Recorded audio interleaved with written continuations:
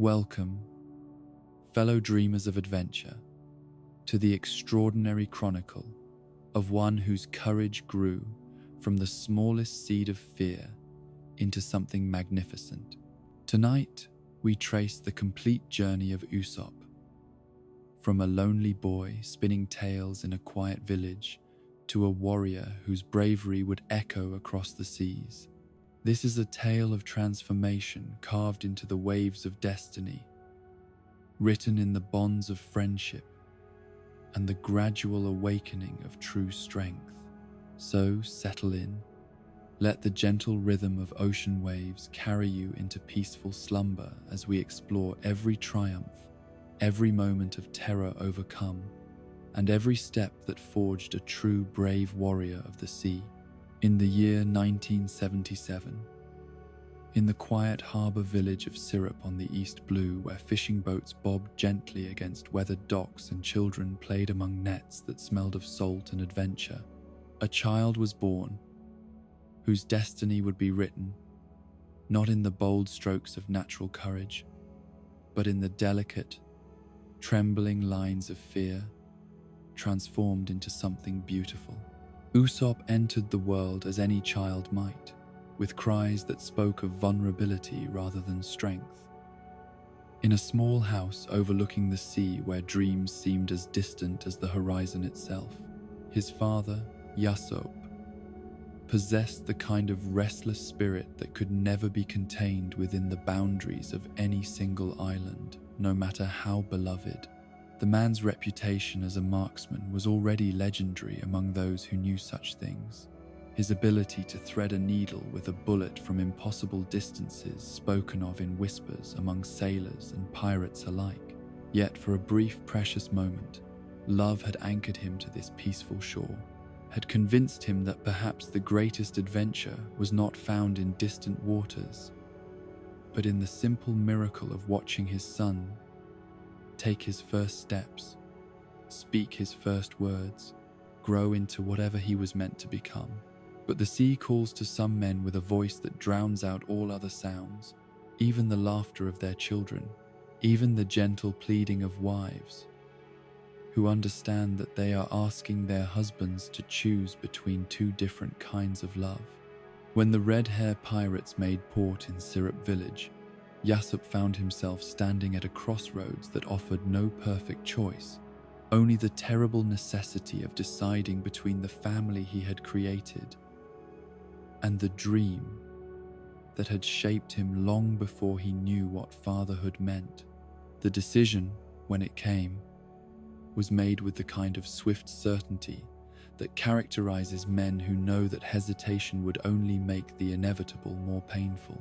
Usopp joined Shanks's crew on a morning when the mist hung low over the water, and young Usopp was still sleeping in his small bed, unaware that when he woke, his world would have fundamentally changed. The note left behind spoke of love and duty, of dreams that demanded sacrifice, of promises to return that both writer and reader knew might prove impossible to keep. Banchina received her husband's departure with the quiet dignity of a woman who had always known this day would come, had perhaps been preparing for it since the moment she first looked into Usopp's eyes and saw the horizon reflected there. She gathered her son close and began the delicate work of explaining why fathers sometimes had to leave, why love sometimes meant choosing paths that led away from those we cherish most, why the world was vast enough to contain both heartbreak and hope in equal measure. For young Usopp, his father's absence created a wound that would never fully heal, though it would eventually transform into something that resembled strength. The boy who had once known the security of strong hands lifting him onto broad shoulders now found himself clinging to his mother's skirts. His world suddenly expanded and diminished simultaneously. The village that had once felt safe and familiar now seemed fragile, temporary, as if anything precious could vanish without warning into the morning mist. It was during his mother's illness that Usopp first discovered the power of stories to transform reality into something more bearable.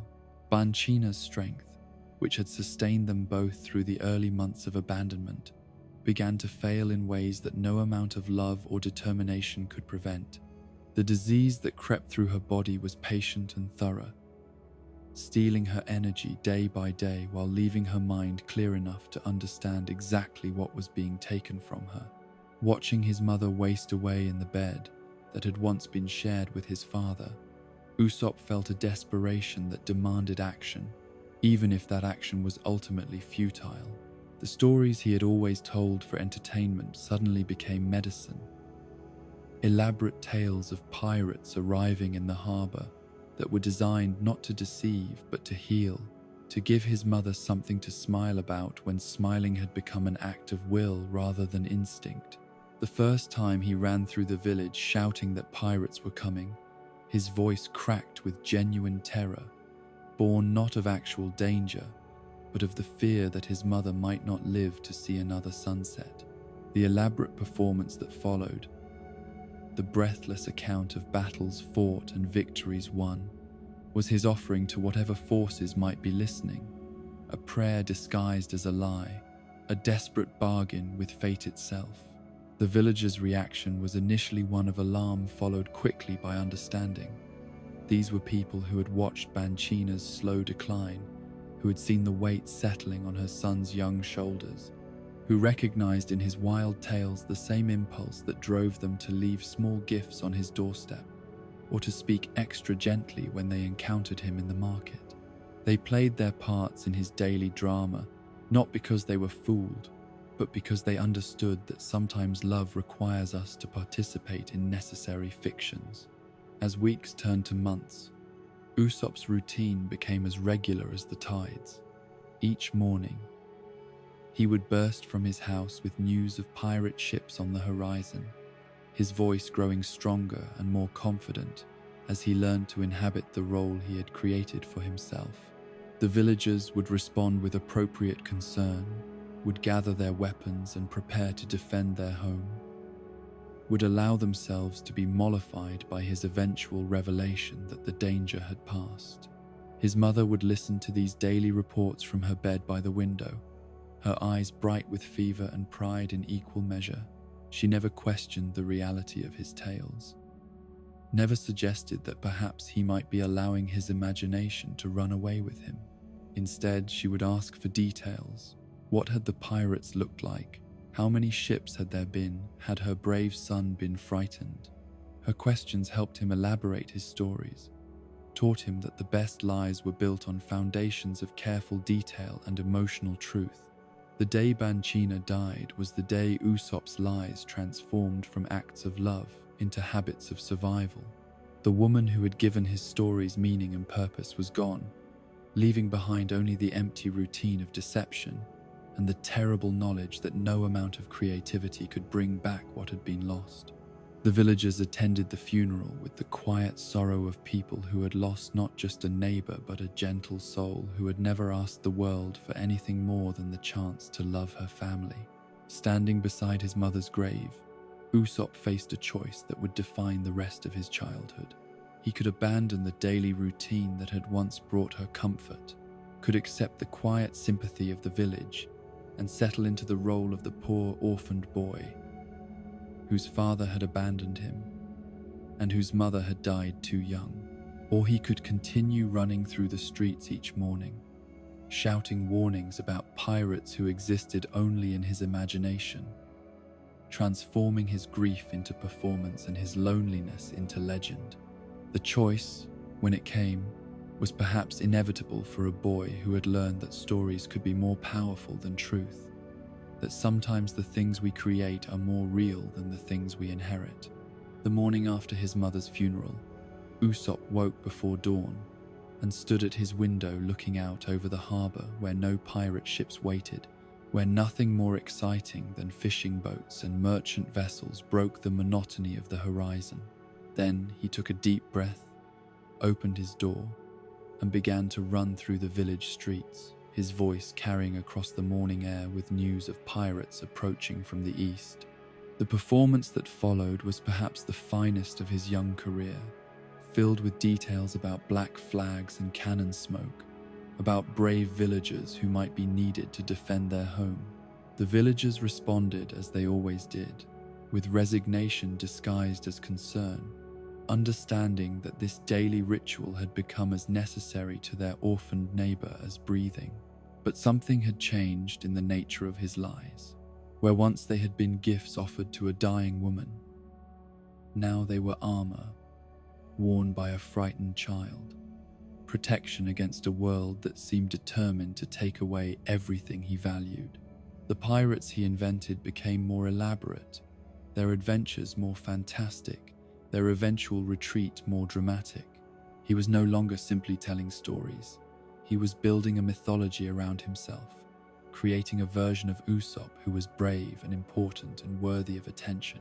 It was during this period of creative expansion that he encountered 3 younger children, Ninjin, Tamanegi, and Piman, who listened to his tales with the wide-eyed wonder that adults had long since learned to suppress. These boys became his first real audience, hanging on every word as he described battles between pirates and marines, treasure hunts on distant islands, adventures that seemed to grow more elaborate with each telling. The formation of the Usopp pirates was perhaps inevitable, these younger children eager to play supporting roles in the grand adventure that their leader claimed to be living. They followed him through the village and into the surrounding hills, learning to see ordinary landscapes as battlefields, mundane objects as weapons in their ongoing war against imaginary enemies. For Usopp, their belief in his stories provided the validation he had lost with his mother's death, proof that his tales still possessed the power to transform reality into something more exciting than mere daily existence. Yet, even as he reveled in their admiration, Usopp remained aware of the fundamental loneliness that drove his need for constant performance. The pirates he described were substitutes for the father who had never returned.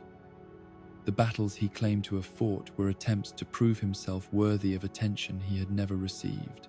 His followers loved the character he had created, but he sometimes wondered if anyone would care about the frightened boy who lived beneath the mask of constant bravado. It was his friendship with Kaya that provided the first real test of whether his stories could serve purposes beyond mere self-aggrandizement. The young girl, confined to her bed by an illness that seemed to sap her strength as thoroughly as his mother's had, reminded him of what his tales had originally been meant to accomplish. Here was someone who needed the escape his imagination could provide. Someone for whom his lies might once again become acts of kindness, rather than simple self-protection. The stories he told Kaya were different from those he shared with his pirate crew or shouted through the village streets. These were gentler tales, adventures that emphasized wonder over violence, friendship over conquest. He would sit beside her bed and describe islands where the trees grew candy, where the fish could sing, where pirates and princesses worked together to solve problems that could only be resolved through cleverness and cooperation.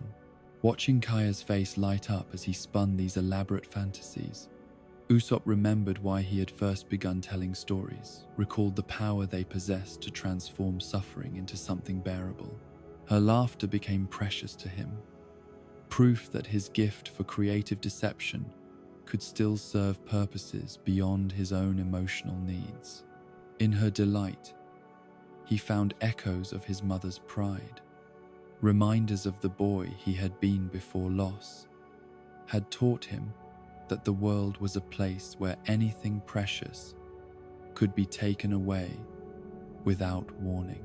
The years that followed established patterns that would define Usopp's character long after he left Syrup Village behind. Each morning brought his ritual run through the streets, his breathless announcements of pirate attacks that never materialized, his performance of bravery in the face of imaginary dangers.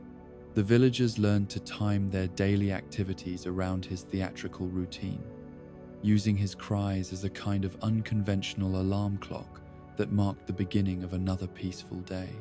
But beneath the comfortable routine lay a growing restlessness, a sense that his elaborate fictions were becoming a prison as much as a refuge. The boy who had once told stories to comfort his dying mother was now trapped by the expectations of an audience that had come to define him entirely through his lies.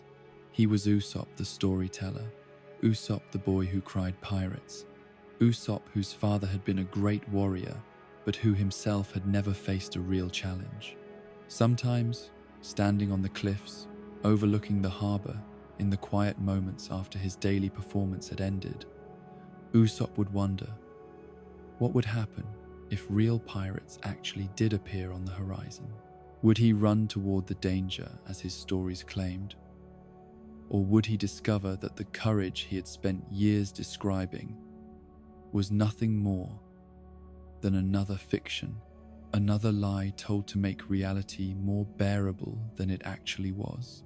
The question haunted him through the long afternoons when his followers had returned to their own homes and Kaya had fallen asleep listening to his tales. In the silence that followed his daily performances, Usopp was left alone with the knowledge that he had built his entire identity around stories that had no foundation in actual experience, that the brave warrior he claimed to be existed only in the space between his imagination and his audience's willingness to believe. Yet, even as doubt crept into his private moments, Usopp continued his daily routine, continued spinning tales of adventure and courage for anyone willing to listen. He told himself that his stories served important purposes, that they brought joy to Kaya and excitement to his young followers, that they added color to the quiet life of their peaceful village. These justifications carried enough truth to quiet his conscience most of the time, though they could not entirely silence the voice that whispered he was becoming nothing more than a professional liar. The irony of his situation was not lost on him. The son of a great marksman had never learned to shoot. The boy who claimed to command a mighty fleet had never set foot on a real ship. The child who boasted of pirate blood had never seen actual combat. His inheritance from his father was not skill or courage, but abandonment. Not adventure, but the endless repetition of stories about adventures he had never lived. As he grew from child into young man, Usopp began to understand that his daily lies had become both his strength and his weakness, both the thing that made him special in the eyes of others, and the barrier that prevented anyone from knowing who he really was beneath the performance. The pirates he described each morning were more real to most people than the frightened boy who invented them. The adventures he claimed more vivid than the quiet desperation that drove him to create them.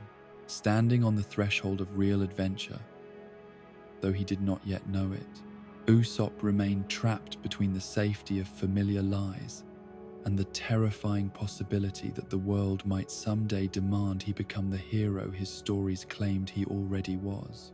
The boy who had learned to transform fear into fiction was about to discover whether fiction could, in turn, be transformed into courage when the stakes became more than mere entertainment. The morning routine continued, as it had for years, his voice carrying across the harbor with news of pirates that existed nowhere but in his imagination. But something was changing in the rhythm of his performance.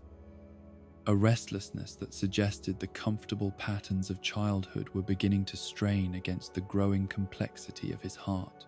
The stories that had once been enough to fill his days now felt like rehearsals for something larger, though he could not yet imagine what form that larger purpose might take. In the distance, beyond the horizon where his invented pirates sailed their imaginary ships, real adventures were stirring. Real pirates were setting course for destinations that would bring them eventually to every corner of the world, including the quiet harbor where a young storyteller continued his daily performance, unaware that his greatest tale was about to begin. The morning that changed everything began like countless others before it, with Usopp standing at his bedroom window watching the sun paint golden streaks across the harbor waters, preparing himself for another day of theatrical piracy warnings that would entertain the village and fill the empty hours between dawn and dusk. He had refined his routine over the years until it possessed the smooth precision of a well-rehearsed play. each gesture and inflection calculated to produce the maximum effect on his audience while requiring the minimum actual courage from its performer. But on this particular morning, as he drew breath to begin his daily sprint through Syrup Village's winding streets, something caught his eye that made the familiar words die in his throat. There, approaching from the eastern horizon like a vision torn from one of his own elaborate fantasies, sailed a ship that bore the unmistakable marks of genuine piracy. The black flag that snapped in the morning breeze, the weathered hull that spoke of countless battles and impossible journeys, the crew members, whose very posture suggested they had earned their reputation through deeds rather than words. For a moment that stretched into eternity, Usopp stood frozen at his window, his mind struggling to reconcile the reality of what he was seeing with the comfortable fiction that had defined his existence for so many years. The pirates he had invented in his imagination were colorful but ultimately harmless, theatrical villains whose defeats were assured by the very nature of the stories he told about them. These approaching figures carried with them an aura of genuine danger, of lives lived according to rules that bore no resemblance to the safe boundaries of village existence. His first instinct was to run, not through the village shouting warnings as he had done countless times before, but away from the harbor entirely, into the hills where he might hide until these unwelcome visitors had departed and life could return to its familiar patterns. The courage he had claimed to possess in thousands of stories revealed itself as nothing more than elaborate wishful thinking when confronted with the prospect of actual pirates walking the streets of his hometown. Yet something deeper than fear held him at the window, a curiosity that had been growing stronger with each passing year of his manufactured adventures. These were real pirates, the genuine article that he had spent his entire conscious life pretending to understand. Whatever dangers they might represent, they also offered the first opportunity he had ever encountered to measure his fantasies against reality, to discover whether the world beyond Syrup Village bore any resemblance to the elaborate mythology he had constructed around it. The decision to approach rather than flee was perhaps the first truly courageous act of Usopp's life, though it felt less like bravery than like the kind of morbid fascination that draws people to examine their own wounds. He descended from his room with the careful deliberation of someone walking toward his own execution, each step weighted with the knowledge that whatever happened next would fundamentally alter his understanding of himself and his place in the world.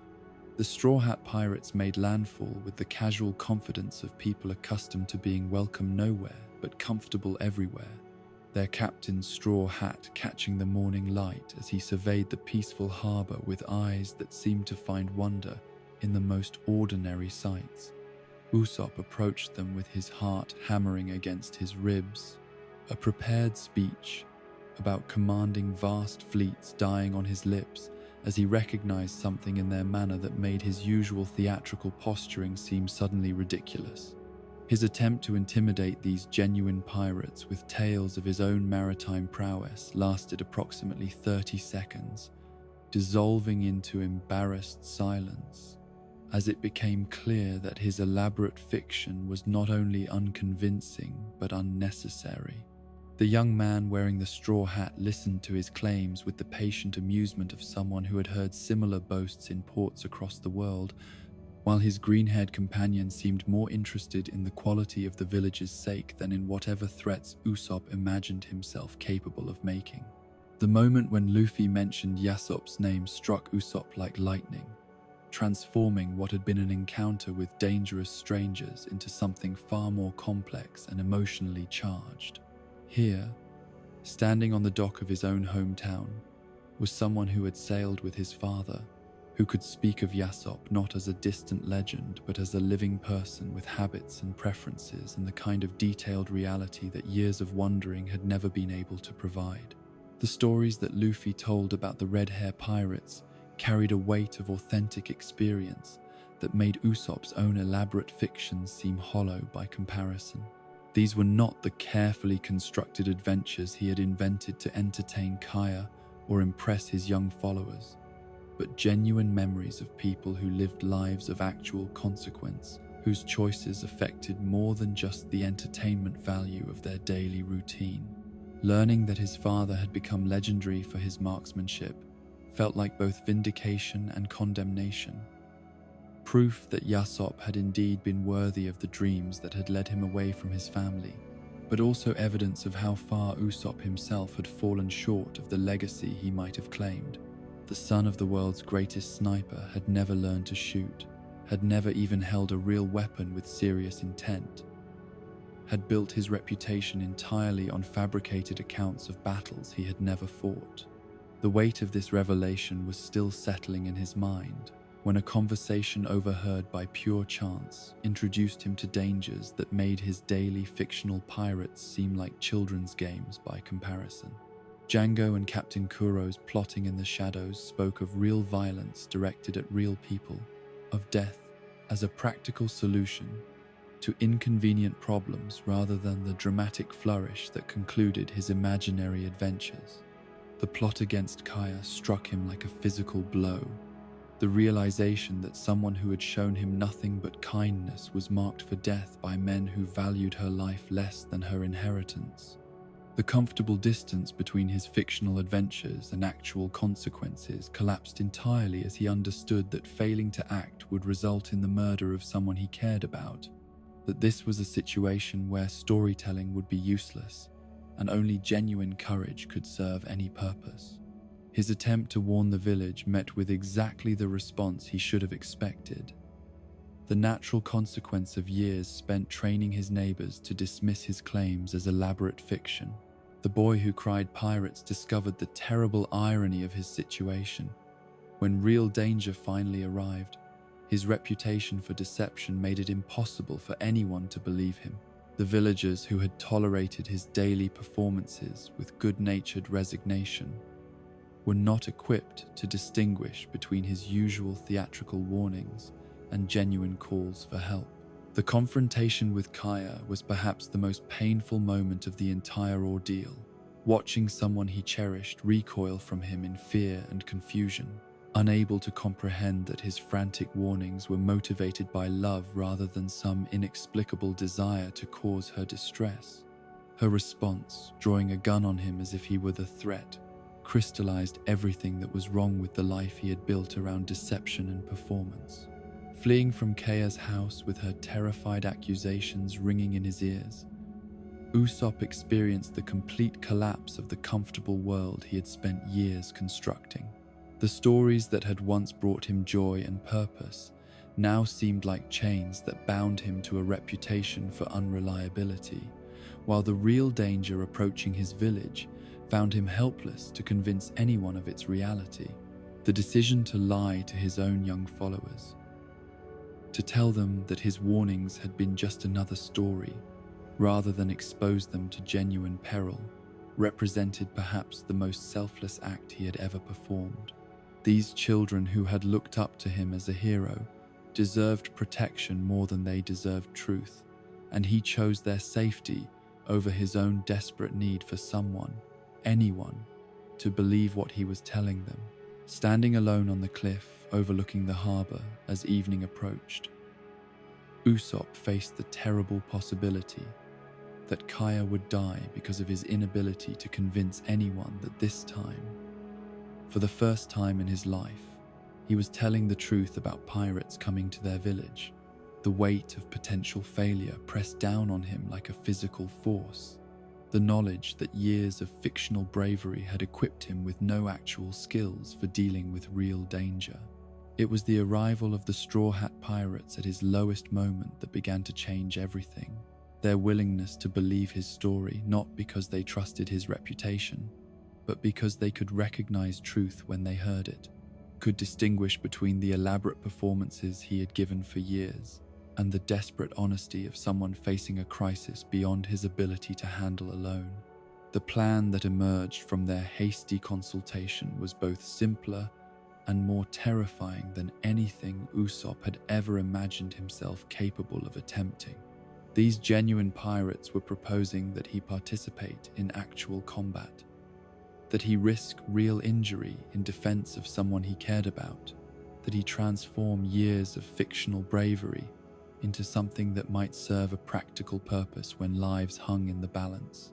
The hours spent preparing for battle that night were unlike anything he had ever experienced. The careful placement of traps and the strategic discussion of tactics bearing no resemblance to the elaborate fantasies he had constructed around imaginary conflicts. These preparations carried weight and consequence. The understanding that mistakes would result in genuine pain rather than merely the disappointment of an audience whose attention had wandered. His new allies approached the coming battle with a matter-of-fact professionalism that both reassured and terrified him. They had clearly done this before, had faced real enemies in genuine combat, and emerged victorious through skill and determination, rather than through the convenient interventions that resolved his fictional adventures. Their confidence was earned rather than performed, built on actual experience rather than elaborate pretense. As dawn approached and the Black Cat pirates prepared to make their landing, Usopp found himself standing at the threshold between the comfortable world of his imagination and the harsh realities of a universe where actions carried irreversible consequences. The stories he had told for years had been preparation of a sort, teaching him to think tactically about impossible situations, even if they had never required him to act on those thoughts. The realization that real pirates were indeed coming to Syrup Village, that his years of false warnings were about to be vindicated in the most terrible way possible, carried a bitter satisfaction that was overshadowed by the magnitude of what was at stake. Kaya's life hung in the balance, along with the peaceful existence of everyone he had ever known, and the resolution of the crisis would depend on whether a boy who had built his identity around fictional courage could find genuine bravery when it mattered most.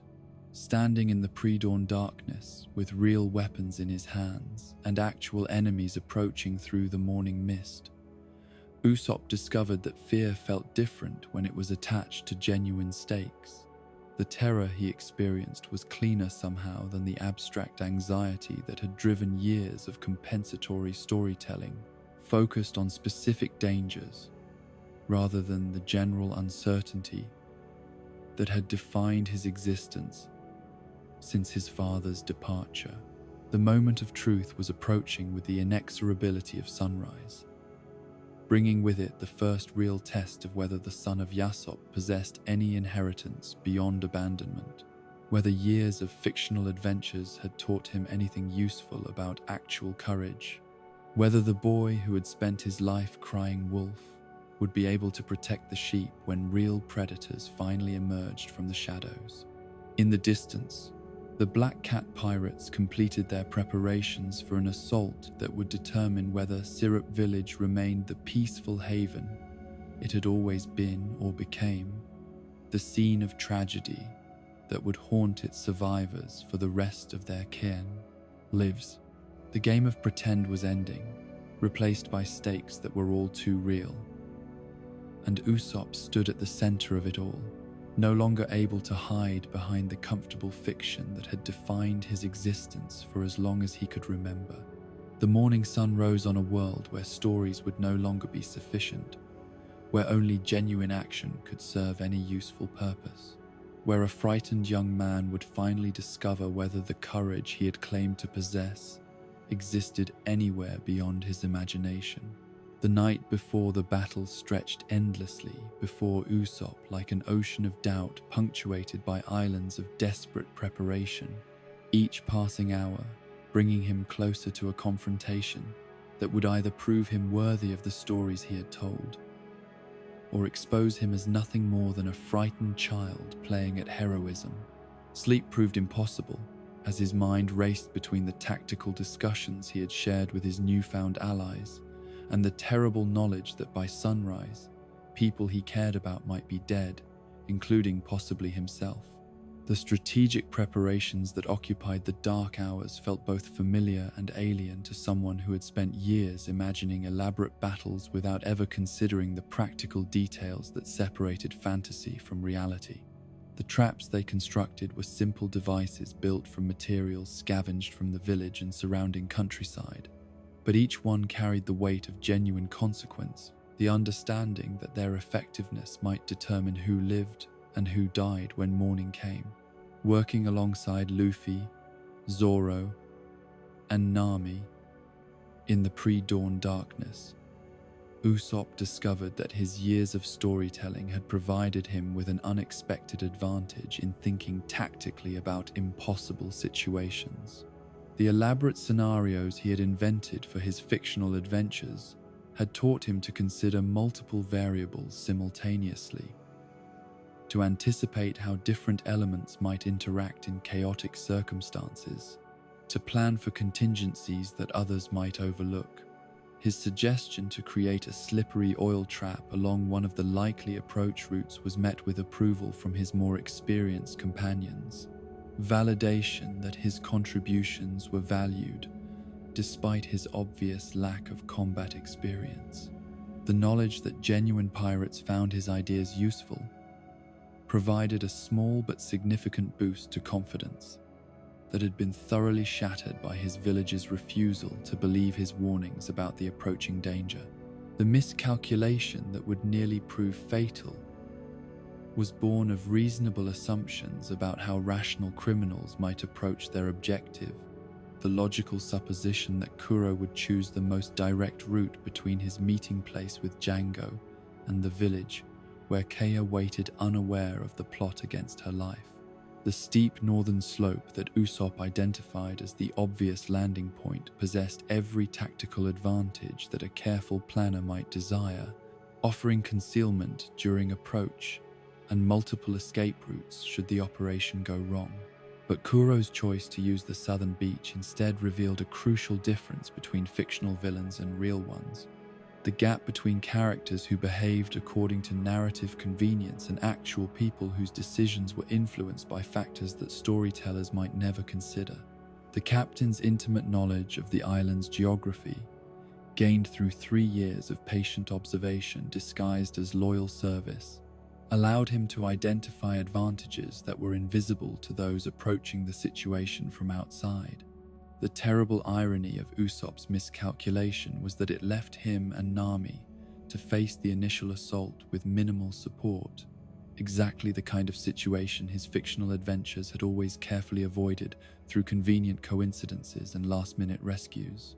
Standing on the wrong beach with enemies approaching and his strongest allies elsewhere, Usopp experienced genuine terror for the first time in his life. The kind of paralyzing fear that no amount of imagination had prepared him to handle. The Black Cat pirates who waded ashore in the grey pre-dawn light bore little resemblance to the colourful rogues of his stories. Their casual brutality and professional competence, marking them as men who viewed violence as a practical tool rather than a dramatic gesture. Their leader's reputation preceded him across the water like a shadow. Tales of Kuro's methodical cruelty, having reached even the peaceful shores of Syrup Village through the whispered conversations of merchants and sailors. Nami's presence beside him provided the only comfort available. As they realized the magnitude of their tactical error, her own experience with genuine pirates, offering perspective that helped him understand that survival was possible even when circumstances seemed hopeless. Her calm assessment of their situation and quick thinking about alternative strategies demonstrated the kind of practical competence that years of real adventure had developed, the ability to adapt quickly when carefully laid plans encountered unexpected realities. The fight that erupted on the southern beach was nothing like the elegant duels of his imagination, where skilled opponents exchanged witty banter between perfectly choreographed attacks that inevitably resulted in the hero's victory. This was desperate, chaotic violence driven by the simple mathematics of life and death, where success depended more on luck and determination than on skill or righteousness. His first real combat experience taught Usopp that fear could be both paralyzing and energizing, that the terror of imminent death could either freeze someone in helpless panic or drive them to discover reserves of strength they had never known they possessed. The slingshot in his hands, familiar from years of target practice with bottles and cans, became something entirely different when loaded with projectiles meant to stop human beings rather than entertain children. The arrival of Luffy and Zoro provided the kind of dramatic rescue that Usopp had written into countless fictional adventures, but experiencing it from the inside revealed dimensions of gratitude and relief that his stories had never captured.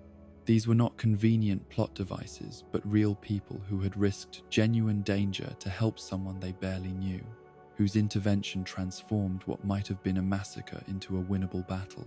Watching Luffy fight with the casual confidence of someone who viewed impossible odds as merely another interesting challenge, Usopp began to understand what genuine courage looked like when stripped of theatrical posturing and romantic idealization. This rubber-bodied pirate approached combat not as a test of his worth or a chance to prove himself, but as a practical problem that required creative solutions applied with overwhelming enthusiasm. Zoro's swordsmanship displayed a different kind of mastery, the product of disciplined training applied to life and death situations until technique became instinct. The way he moved through multiple opponents with economic precision spoke to years of experience that had refined raw talent into something approaching artistry, though artistry directed toward the purely practical goal of ensuring that his enemy stopped moving while he continued breathing. The revelation of Kuro's true nature and the scope of his deception added layers of complexity to what Usopp had initially understood as a simple story of good versus evil.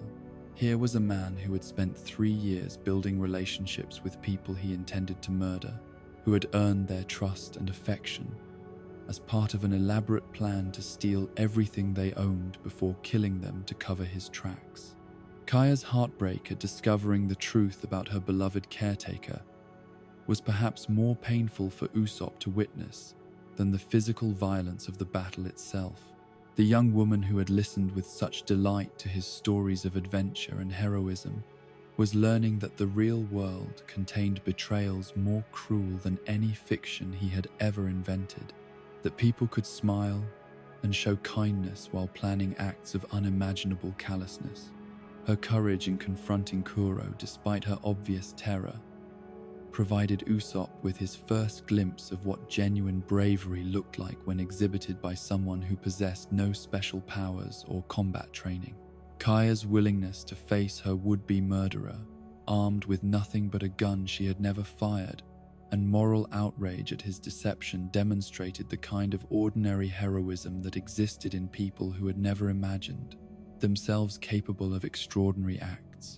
The moment when Kuro struck Kaya down ignited something primal in Usopp's chest, a rage that had nothing to do with the theatrical anger of his fictional adventures and everything to do with the fundamental injustice of seeing someone precious threatened by someone evil. The protective instinct that roared to life within him was cleaner and stronger than any emotion he had ever experienced, uncomplicated by doubt or self-consciousness. His attack on Kuro was doomed from the moment it began, the amateur slingshot wielder pitting himself against a pirate captain whose speed and skill had earned him a legendary reputation throughout the East Blue. But the gesture itself carried meaning beyond its practical effectiveness, serving as proof to himself and others that he was capable of acting courageously when people he cared about were threatened, even when success seemed impossible. The beating he received at Kuro's hands was thorough and methodical, designed not just to incapacitate, but to humiliate, to demonstrate the vast gulf that separated professional pirates from village boys who had grown up on stories rather than experience. Each blow drove home the lesson that good intentions were insufficient when facing genuine evil, that courage without competence could accomplish nothing beyond getting oneself killed. The intervention of his young followers, Ninjin, Tamanegi, and Piman, represented both his greatest pride and his deepest shame. These children who had looked up to him as a hero were now risking their own lives to protect him, demonstrating the kind of loyalty he had never imagined his stories could inspire. Their willingness to face impossible odds for his sake proved that his tales had indeed planted seeds of courage in fertile ground, even as their presence made him acutely aware of his failure to live up to their expectations. Watching Kuro brush aside their desperate attack with casual cruelty, seeing these brave children scattered like leaves before the hurricane of professional violence, Usopp experienced a despair deeper than any he had known since his mother's death. The understanding that his failures might result in the death of innocents who had trusted in his fictional reputation created a burden of guilt that threatened to crush what little resolve he had managed to maintain. His order for the children to take Kaya and flee represented perhaps the most mature decision he had ever made. The recognition that sometimes leadership meant accepting responsibility for others' safety, even when it required abandoning one's own pride. The choice to prioritize their survival over his need to appear heroic marked a crucial step in his evolution from storyteller to someone who understood the weight of genuine responsibility. The pursuit that followed tested every skill Usopp had developed during years of running through the village, while dodging the good-natured retaliation of neighbors who had grown tired of his daily pirate warnings. But this chase carried stakes beyond mere embarrassment. The knowledge that failure to stay ahead of his pursuers would result in the death of everyone he had sworn to protect.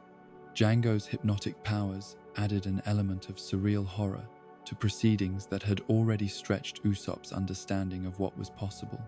Watching enemies and allies alike fall under the influence of commands that overrode their conscious will, he realized that the world beyond Syrup Village contained dangers that his imagination had never conceived, forces that operated according to rules he had never learned. The final confrontation in the forest clearing brought together all the threads of the morning's chaos into a moment that would define not just the battle's outcome, but Usopp's understanding of his own capabilities. Standing with his back to a tree and his slingshot loaded with his last projectile, facing enemies whose strength and skill far exceeded his own, he discovered that courage was not the absence of fear, but the decision to act effectively despite terror. His victory over Django was achieved not through superior strength or speed, but through the tactical thinking that years of storytelling had developed, the ability to observe his opponent's patterns and identify weaknesses that could be exploited by someone clever enough to see them and desperate enough to act on that knowledge. The precise shot that ended the fight represented the culmination of countless hours spent practicing with targets that had never shot back. The rescue of Kaya and his young followers from Django's hypnotic influence felt like vindication of everything he had ever claimed about himself, proof that the heroic potential his stories had described actually existed within him when circumstances demanded its emergence. The gratitude in their eyes as consciousness returned provided validation more meaningful than any applause his fictional adventures had ever received.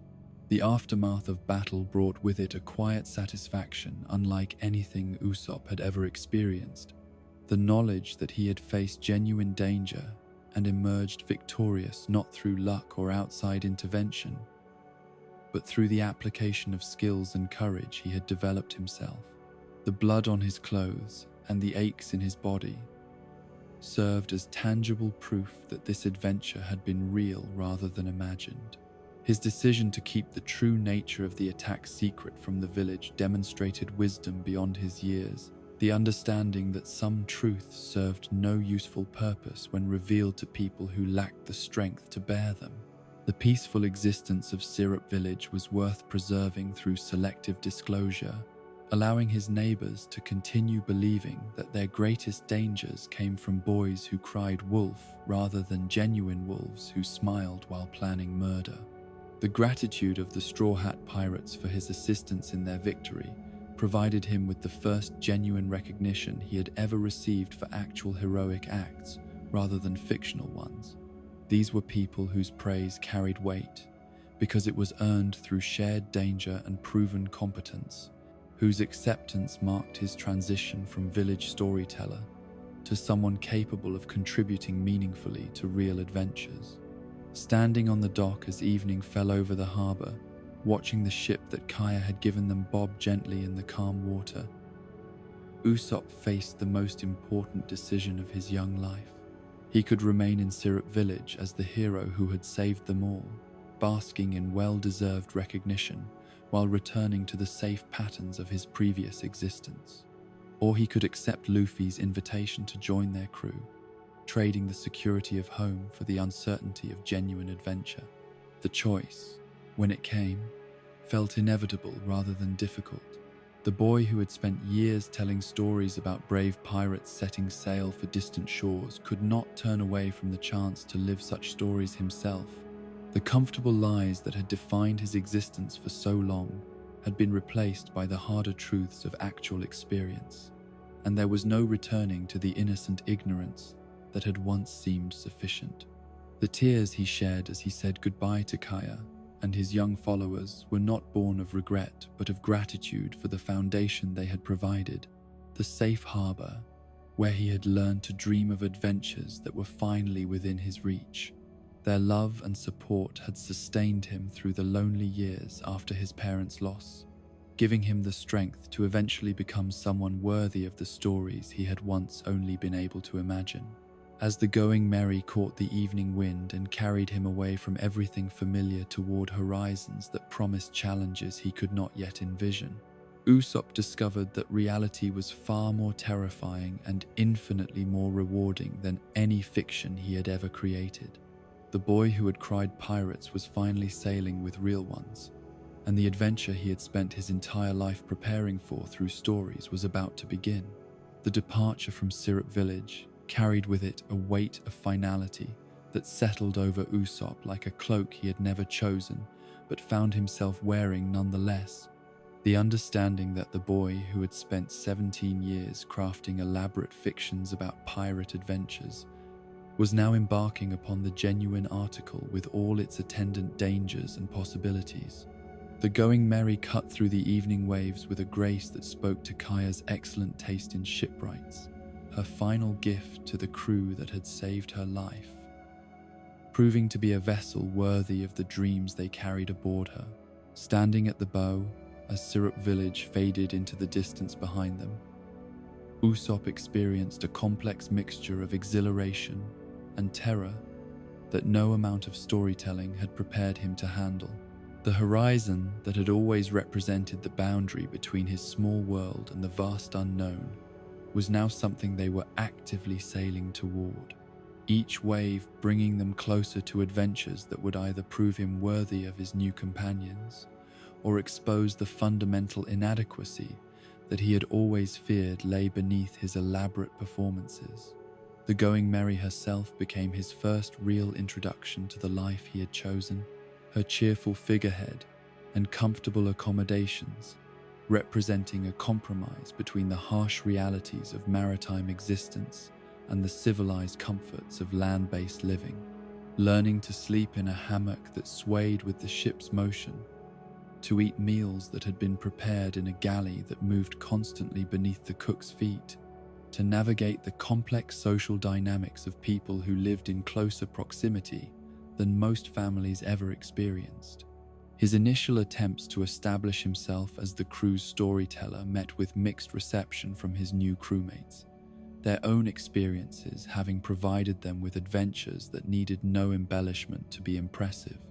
Luffy's enthusiasm for his tales was genuine but distracted, the captain's attention constantly pulled toward whatever immediate challenge or interesting sight presented itself. Zoro listened with the polite indifference of someone whose dreams were too focused to be derailed by other people's narratives, while Nami's practical mind seemed more concerned with navigation and treasure than with entertainment. The revelation that his skills with a slingshot, developed through years of target practice in the peaceful hills around Syrup Village, translated reasonably well to shipboard life, provided him with his first genuine contribution to their collective efforts.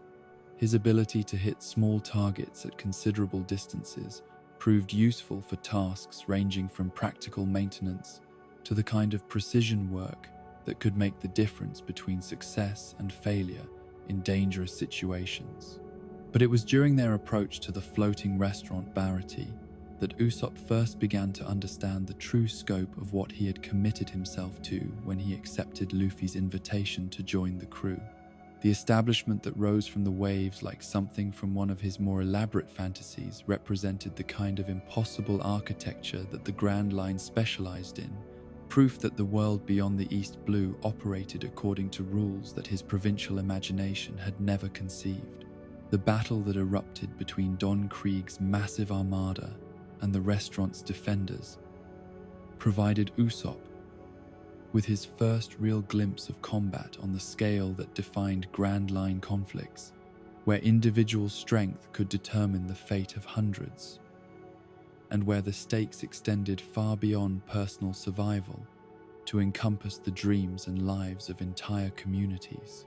Watching Luffy face enemies whose power dwarfed anything they had encountered in Syrup Village, he began to realize that his captain's casual confidence was built upon capabilities that he had barely begun to comprehend.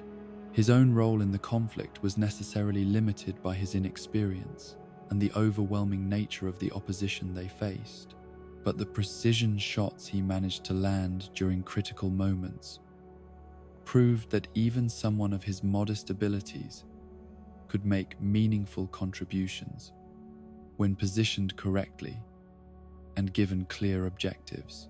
The validation he felt when his attacks actually affected the course of battle provided him with the first genuine pride he had ever experienced in his combat abilities.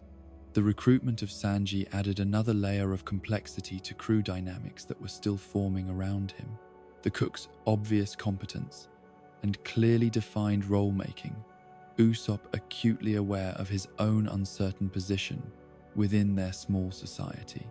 Where Luffy provided leadership through inspiration, Zoro offered strength through dedication, Nami contributed navigation through expertise, and Sanji delivered sustenance through skill.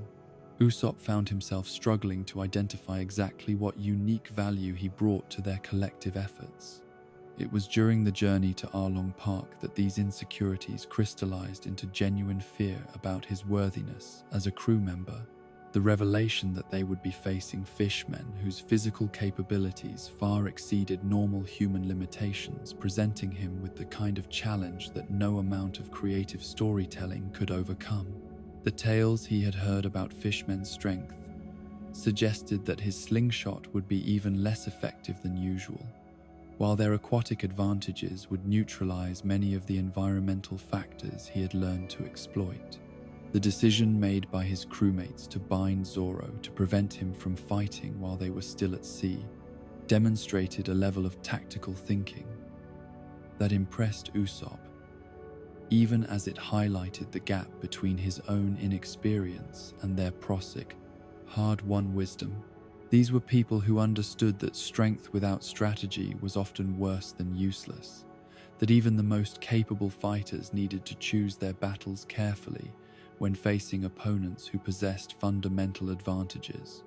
His first sight of the fishmen who approached their vessel as they neared Arlong Park confirmed his worst fears about the nature of the enemies they would face, their casual demonstration of strength that could crush human bones like kindling, serving as a stark reminder of the physical disparities that no amount of courage or clever tactics could entirely overcome. The speed with which Johnny fled the scene, abandoning them to face the threat alone, provided an unwelcome preview of how quickly alliances could dissolve when genuine danger presented itself. The moment when Usopp himself chose flight over fight, abandoning the unconscious Zoro to whatever fate awaited him at the hands of their captors, marked perhaps the lowest point in his early pirate career. The decision was rational from a purely tactical perspective. His capture would accomplish nothing beyond adding another prisoner to their collection, but the emotional weight of leaving a crewmate behind haunted him with accusations of cowardice that cut deeper than any enemy weapon could have managed. His encounter with Nojiko in the Orange Grove provided him with context that transformed his understanding of what they were actually fighting for. The revelation that Nami's betrayal was itself a form of loyalty designed to protect people she loved from dangers they could not comprehend. The complexity of motivations that drove seemingly simple conflicts was yet another lesson in the difference between the clear moral boundaries of his fictional adventures and the ambiguous realities of actual human behavior. The weight of Nami's sacrifice, her willingness to endure hatred and suspicion from people she was trying to protect, resonated with Usopp's own experience of being misunderstood and underestimated. Here was someone whose actions were driven by love rather than selfishness, whose apparent betrayal masked a loyalty so complete that she was willing to destroy her own reputation to serve it. The battle against Chu became Usopp's first real test of whether the lessons learned at Syrup Village could be applied to conflicts of greater magnitude and complexity, where the margin for error was smaller and the consequences of failure extended far beyond his own survival. The fishman's casual confidence and obvious physical superiority created exactly the kind of situation that his fictional adventures had always resolved through convenient coincidences or last-minute power revelations. But reality proved to be both harsher and more forgiving than fiction, offering no magical solutions while simultaneously providing opportunities that careful observation and desperate creativity could exploit. Chu's overconfidence became a weakness that Usopp could turn against him. The fishman's assumption that human opponents were inherently inferior, blinding him to tactics that someone more cautious might have recognized and countered. The running battle that followed tested every skill Usopp had developed during years of evading consequences for his daily disruptions in Syrup Village. The ability to move quickly through unfamiliar terrain, while maintaining awareness of pursuing enemies, proving invaluable when facing an opponent whose raw speed exceeded his own. The chase became a deadly game of hide and seek, where a single mistake would result in injuries that no amount of medical attention could repair. His decision to fake his own death using ketchup as artificial blood represented the kind of improvised deception that came naturally to someone who had spent years crafting elaborate lies, though the stakes attached to this particular fiction were considerably higher than any he had previously attempted. The performance had to be convincing enough to fool an experienced fighter, while maintaining enough control to capitalize on whatever opportunity his apparent demise might create. The moment when he chose to abandon his safe hiding place and return to the fight marked a crucial transition in his understanding of what courage actually meant. The recognition that bravery was not the absence of fear, but the willingness to act despite terror when people you cared about needed your help. The speech he gave himself about being willing to die for his friends was not mere bravado, but a genuine commitment to values that had been developing since the moment he chose to defend Kaya against Kuro. His victory over Chu was achieved through a combination of environmental awareness, tactical patience, and the kind of precise marksmanship that years of target practice had developed, proving that even someone of modest physical capabilities could prevail against superior opponents when circumstances favored intelligence over raw strength. The satisfaction he felt at having contributed meaningfully to their collective victory was unlike anything his fictional achievements had ever provided. The celebration that followed Arlong's defeat at Kokoyashi village provided Usopp with his first experience of being genuinely appreciated for heroic actions, rather than entertaining stories. The gratitude of people whose lives had been improved by his courage rather than simply brightened by his imagination. The knowledge that he had played a real role in freeing an entire community from oppression carried weight that no amount of applause for fictional adventures could match. Nami's formal joining of the crew, her declaration that she would sail with them as a navigator rather than as someone seeking to exploit them for personal gain, transformed their small band from a collection of individuals pursuing separate goals into something approaching a genuine family. The bonds that had been forming through shared danger and mutual support crystallized into relationships that would define all of their futures. The journey to Logtown represented a milestone that went beyond mere geography, their approach to the birthplace and execution site of the previous pirate king, serving as a reminder of both the possibilities and perils that awaited anyone who dared to dream of achieving the impossible. The town that had witnessed Gold Roger's final moments carried with it the weight of history and the promise of either inspiration or cautionary tale. Usopp's shopping expedition for proper sniper equipment marked his first serious attempt to transform his amateur enthusiasm into something approaching professional competence. The acquisition of tools designed specifically for his chosen role, representing a commitment to becoming worthy of the position he had claimed within their crew. The goggles he purchased were more than mere accessories. They were symbols of his intention to see clearly the challenges that lay ahead. The encounter with Smoker and the Marines at Roger's execution platform provided a sobering reminder of the forces arrayed against anyone who chose to pursue piracy as a career. The world government's determination to prevent another pirate king from emerging demonstrated through their willingness to mobilize overwhelming force against even relatively minor threats. The speed with which their peaceful visit transformed into a life or death chase illustrated how quickly circumstances could change for those who lived outside the law. The miraculous intervention of the lightning bolt that shattered the execution platform just as Buggy's blade was descending toward Luffy's neck felt like something from one of Usopp's own stories, the kind of convenient coincidence that he had always included when his fictional heroes faced impossible situations.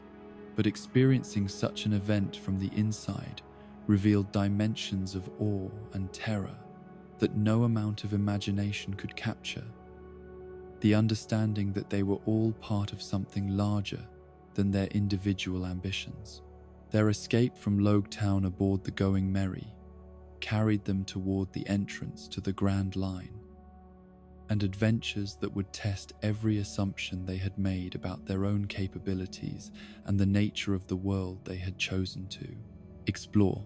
The boy who had once told stories about brave pirates setting sail for impossible destinations was now living such a story himself, though reality proved to be both more mundane and more terrifying than any fiction he had ever created. Standing at the bow, as Reverse Mountain rose before them like a geographical impossibility, Usopp reflected on how much had changed since that morning, when real pirates had first appeared on the horizon near Syrup Village.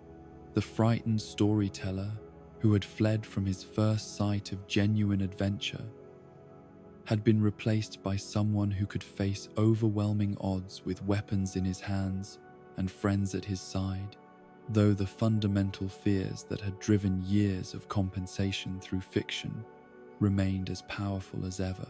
The lessons he had learned during their East Blue adventures would serve as the foundation for everything that followed. Proof that courage could be developed through practice just like any other skill, that loyalty was more valuable than strength, and that even someone who had built their identity around comfortable lies could learn to live according to harder truths when circumstances demanded it. The Grand Line awaited them beyond the mountain, promising challenges that would make their East Blue experiences seem like preparation rather than achievement.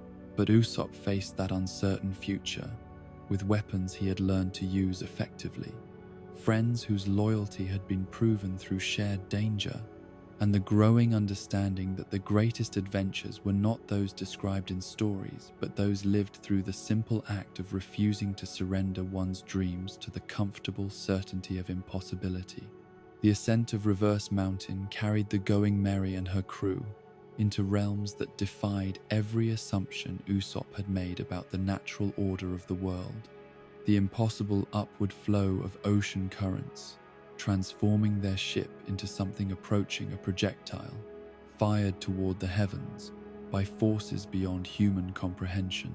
Standing at the bow as they climbed toward clouds that seemed close enough to touch, he experienced the kind of wonder that his stories had always attempted to capture but never quite achieved, the recognition that reality possessed dimensions of impossibility that even his elaborate imagination had never conceived. The meeting with Laboon at the convergence of the four seas provided his first glimpse into the Grand Line's capacity for containing stories that dwarfed even his most ambitious fictional creations. The ancient whale's 50-year vigil for friends who would never return, carrying emotional weight that reduced his own tales of loyalty and friendship to childish exercises in creative writing. Here was genuine devotion, measured not in dramatic gestures, but in decades of patient waiting. Love expressed through the simple refusal to abandon hope, despite overwhelming evidence that such hope was misplaced. Crocus's explanation of the whale's history resonated with themes that had defined Usopp's own existence. The pain of abandonment by those whose promises had once seemed as solid as stone, the choice between accepting bitter reality or maintaining faith in possibilities that rational observation suggested were impossible. But where his own response to his father's departure had been the creation of elaborate fictions designed to make abandonment bearable, Laboon's approach was more direct and ultimately more destructive. The whale's attempts to smash through the red line, representing a kind of desperate honesty that Usopp had never possessed the courage to embrace. The solution that Luffy proposed to Laboon's dilemma demonstrated his captain's unique approach to problems that seemed to have no satisfactory resolution, the promise to return and fight the whale again, transforming eternal waiting into temporary preparation for future adventure. The crude Jolly Roger, painted on Laboon's scarred hide, served as more than mere symbol. It was a contract written in paint and hope, an acknowledgement that some bonds transcended the physical presence of those who forged them. Usopp's first encounter with a log pose, and the strange magnetic properties that governed Grand Line navigation, provided him with concrete evidence of how thoroughly the normal rules had changed now that they had entered these legendary waters. The device that would guide their journey operated according to principles that made no sense to someone educated in East Blue seamanship, its needle pointing not toward magnetic north, but toward whatever island possessed sufficient magnetic personality to capture its attention. The arrival of Miss Wednesday and Mr. Nine at Reverse Mountain introduced them to the complex web of conspiracies and hidden agendas that characterized Grand Line politics. Though their initial encounter revealed nothing of the larger organizations and elaborate schemes that would soon entangle their small crew in conflicts spanning multiple islands and involving the fate of entire kingdoms, these mysterious agents seemed more comical than threatening, their obvious incompetence suggesting that whatever organization had sent them possessed either unlimited resources or very low standards for recruitment. Whiskey Peak's enthusiastic welcome provided Usopp with his first opportunity to exercise his talents as a storyteller before an audience that had never heard his particular brand of creative embellishment. The townspeople's apparent delight at meeting genuine pirates, offering him a chance to craft tales that painted their recent adventures in appropriately heroic terms. The stories he told that night were built on foundations of actual experience rather than pure invention, though he found himself adding flourishes and dramatic details that transformed their modest victories into epic encounters worthy of legendary status. The revelation that their hosts were bounty hunters affiliated with a criminal organization known as Baroque Works demonstrated once again the gap between appearances and reality that seemed to define every aspect of Grand Line existence. The friendly townspeople who had celebrated their arrival with such apparent sincerity were revealed to be predators who viewed hospitality as merely another weapon in their arsenal. Their warm welcome, nothing more than elaborate preparation for assassination attempts that would have succeeded against less experienced pirates. His own survival of the night's festivities owed more to Zoro's vigilance than to any wisdom on his part. The swordsman's refusal to lower his guard even in seemingly safe circumstances, providing protection that Usopp's own trusting nature would never have supplied. The lesson about maintaining suspicion, even when surrounded by apparent friendship, was one that his peaceful upbringing in Syrup Village had never taught him. Though the events at Whiskey Peak provided an education in paranoia that would serve him well in adventures to come, the battle that erupted when their host's true intentions were revealed showcased tactics and coordination that exceeded anything they had faced during their East Blue adventures. The bounty hunter's professional approach to combat, demonstrating the kind of systematic violence that characterized those who killed for profit rather than passion. Their defeat by Zoro alone provided sobering evidence of the gulf that separated genuine Grand Line fighters from the small-time criminals who had dominated their previous encounters. The misunderstanding that led to Luffy and Zoro fighting each other taught Usopp valuable lessons about the importance of complete information when making tactical decisions. The danger of drawing conclusions based on partial observation when dealing with situations that possessed layers of complexity invisible to casual observers. The sight of his two strongest crewmates attempting to seriously injure each other over a miscommunication provided him with nightmares about what might happen if such confusion arose during more serious conflicts. Princess Vivi's revelation transformed their understanding of everything they had experienced since entering the Grand Line. Her explanation of Baroque work's scope and ambitions, demonstrating that they had stumbled into conflicts involving forces powerful enough to destabilize entire nations through careful manipulation of political and social tensions. The criminal organization that had seemed like a minor threat was revealed to be part of a conspiracy that reached into the highest levels of government and affected the lives of millions of innocent people. Little Garden's population of two giants locked in eternal combat provided Usopp with his first encounter with the kind of honor-based thinking that would characterize many of their future adventures. Dory and Brogy's century-long duel, representing values that transcended practical considerations to embrace principles that rational observers might consider insane. Their willingness to continue fighting despite obvious affection for each other demonstrated the kind of absolute commitment to abstract ideals that Usopp had never encountered in his previous experience. The giant stories of Elbaf and its warrior culture sparked dreams that had been growing in Usopp's mind since childhood. The vision of a land where courage was valued above all other virtues, offering him a destination that might provide the training and validation he needed to become worthy of the heroic reputation his stories had claimed for him. The possibility that such a place actually existed transformed his vague ambitions about becoming a brave warrior of the sea into concrete goals that might eventually be achieved. His role in the battle against Mr.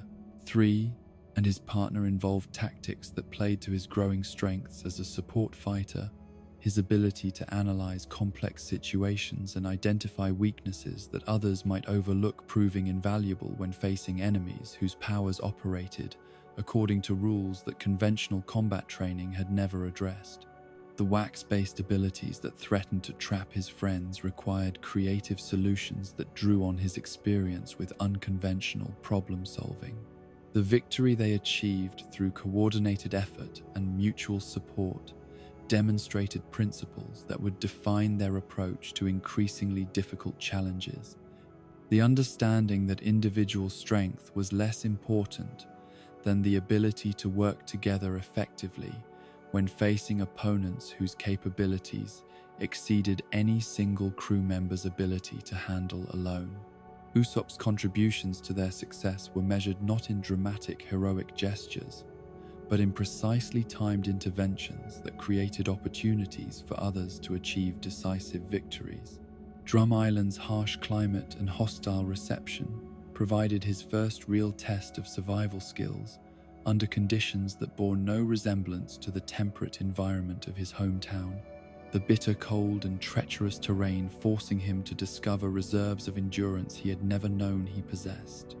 The island's political situation, dominated by the tyrant Wapol and his corrupt medical establishment, offered lessons in how power could be perverted to serve selfish interests at the expense of those it was supposed to protect. The search for medical treatment for Nami's mysterious illness drove home the reality that their adventures carried genuine stakes beyond the excitement of exploration and combat, that the people he cared about faced dangers that could not be resolved through clever tactics or determined fighting.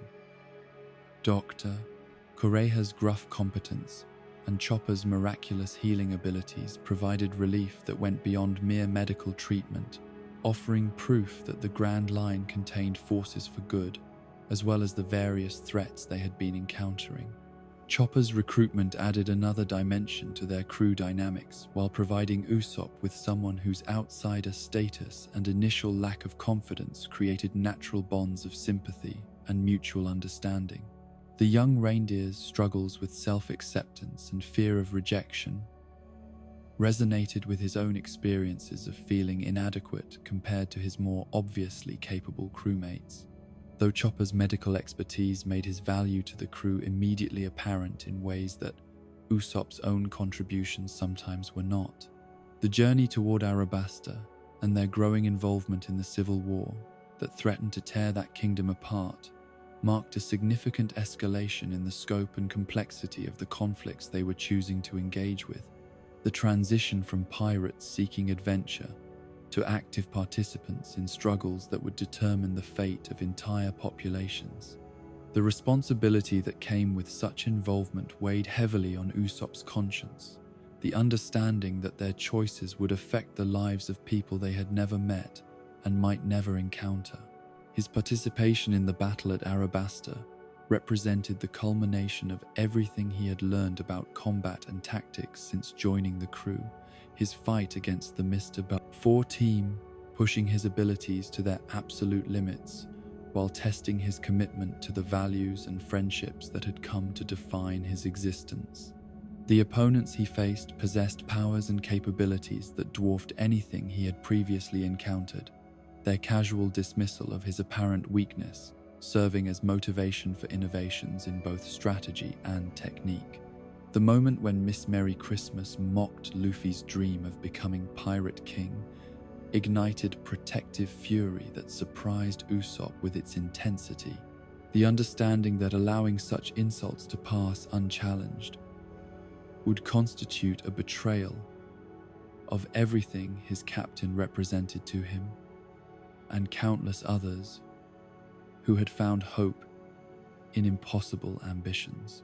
His declaration that real men never allowed their friends' dreams to be laughed at marked a crucial evolution in his understanding of what loyalty actually meant when tested by genuinely difficult circumstances. The victory he achieved through careful preparation and desperate improvisation proved that even someone of modest physical capabilities could prevail against overwhelming opposition when fighting for causes larger than personal. Survival, that courage and intelligence, applied with sufficient determination, could overcome advantages that seemed insurmountable to casual observation. The techniques he developed during that battle would become foundations for fighting styles that would serve him through adventures yet to come. The celebration that followed their success in preventing Arabasta's destruction provided Usopp with his first real taste of what it meant to be recognized as a genuine hero, rather than merely someone who told stories about heroic deeds. The gratitude of an entire population serving as validation that his growth from frightened storyteller to capable warrior had been real rather than wishful thinking. The knowledge that he had played a meaningful role in preserving a kingdom carried weight that no fictional achievement could match. Robin's mysterious appearance aboard the Going Merry introduced elements of uncertainty and potential danger that reminded him that their adventures were far from over, that each victory merely served as preparation for challenges that would test them in ways they could not yet imagine. Her knowledge of ancient history and forbidden subjects suggested that their future would involve secrets that the world government considered too dangerous for ordinary people to understand. As they sailed away from Arabasta toward whatever adventures awaited them deeper in the Grand Line, Usopp reflected on how much had changed since that morning when he had first encountered real pirates at Syrup Village's peaceful harbor. The boy who had once fled from the sight of genuine adventure had been replaced by someone who could face impossible odds with weapons he had learned to use effectively, and friends whose loyalty had been proven through shared danger and mutual support. But the greatest change was in his understanding of what courage actually meant, the recognition that bravery was not the absence of fear, but the willingness to act despite terror when people and principles worth protecting were threatened by forces that would destroy them if left unopposed. The Grand Line had taught him that the world contained wonders and horrors beyond imagination, but it had also shown him that even someone who had begun as a coward could learn to stand firm when circumstances demanded heroism from ordinary people who had never imagined themselves capable of extraordinary acts. The journey to the Sky Island began with impossibilities that challenged every assumption Usopp had made about the natural order of the world. The ship that fell from the heavens carrying with it proof that the Grand Line's capacity for wonder extended far beyond the surface of the sea, into realms that his most elaborate fictional creations had never dared to imagine. Standing on the deck of the Going Merry as ancient wood and mysterious artifacts scattered around them like gifts from another world, he experienced the kind of awe that reduced his previous adventures to mere preparation for encounters with forces that operated according to rules no earthbound education could have taught him. The map they discovered among the fallen debris bore the name Skypiea in elegant script that seemed to shimmer with promise, the very existence of such a document suggesting that somewhere above the clouds lay civilizations that had developed entirely separate from the terrestrial struggles that had defined human history. The possibility that people lived and thrived in the sky itself transformed his understanding of what exploration might accomplish. The recognition that there were literally new worlds waiting to be discovered by those brave enough to venture beyond the boundaries of conventional wisdom. Jaya's reputation as the Island of Lies resonated uncomfortably with his own history of creative deception. The stories of Mont Blanc Nolan's supposed fabrications about golden cities and sky islands serving as cautionary tales about the dangers of claiming to have seen wonders that others could not verify. The parallel between Nolan's predicament and his own years of crying wolf was not lost on him, though the crucial difference lay in the fact that Nolan appeared to have been telling the truth while Usopp's pirates had existed only in his imagination. Cricket's determination to vindicate his ancestors' reputation by proving that the Golden City had indeed existed provided Usopp with inspiration and hope in equal measure. The descendant's willingness to dedicate his life to validating stories that others dismissed as lies demonstrating the kind of loyalty to truth that transcended practical considerations. The old man's conviction that dreams were worth pursuing regardless of how impossible they might seem offered validation for aspirations that rational observers might consider delusional. The knock-up stream that would carry them toward the sky represented a gamble with death that required absolute faith in both their ship's construction and their navigator's skill. The violent updraft that could launch them toward heaven or dash them against the sea floor depending on factors beyond their ability to control. Standing on deck as they approached the towering column of water and wind, Usopp felt terror and exhilaration competing for dominance in his chest. The understanding that they were attempting something that most people would consider suicide providing both motivation and paralysis. The ascent itself transcended every description of flight that he had ever included in his stories. The Going Merry transformed from sailing vessel into projectile, as forces beyond human comprehension carried them through layers of atmosphere toward altitudes where breathing became difficult and the world below dwindled to insignificance. The experience of soaring through clouds that had always seemed impossibly distant from the deck of any ship taught him that the boundaries between sea and sky were more permeable than anyone had ever imagined. The white sea that greeted them at 10,000 meters above the normal ocean challenged every assumption he had made about the relationship between water and air. The strange consistency of the cloud ocean supporting their ship while creating an environment that bore no resemblance to any natural phenomenon he had previously encountered. The realization that entire civilizations might exist at this altitude, conducting their daily lives in surroundings that most people would consider fantasy, expanded his understanding of what human adaptation might accomplish. Their first encounter with the Sky Islanders revealed people whose culture had developed along paths that isolation from the blue sea had made possible. Their mastery of dial technology and their complex relationship with the land they called Verth, demonstrating innovations that centuries of separation from conventional civilization had fostered.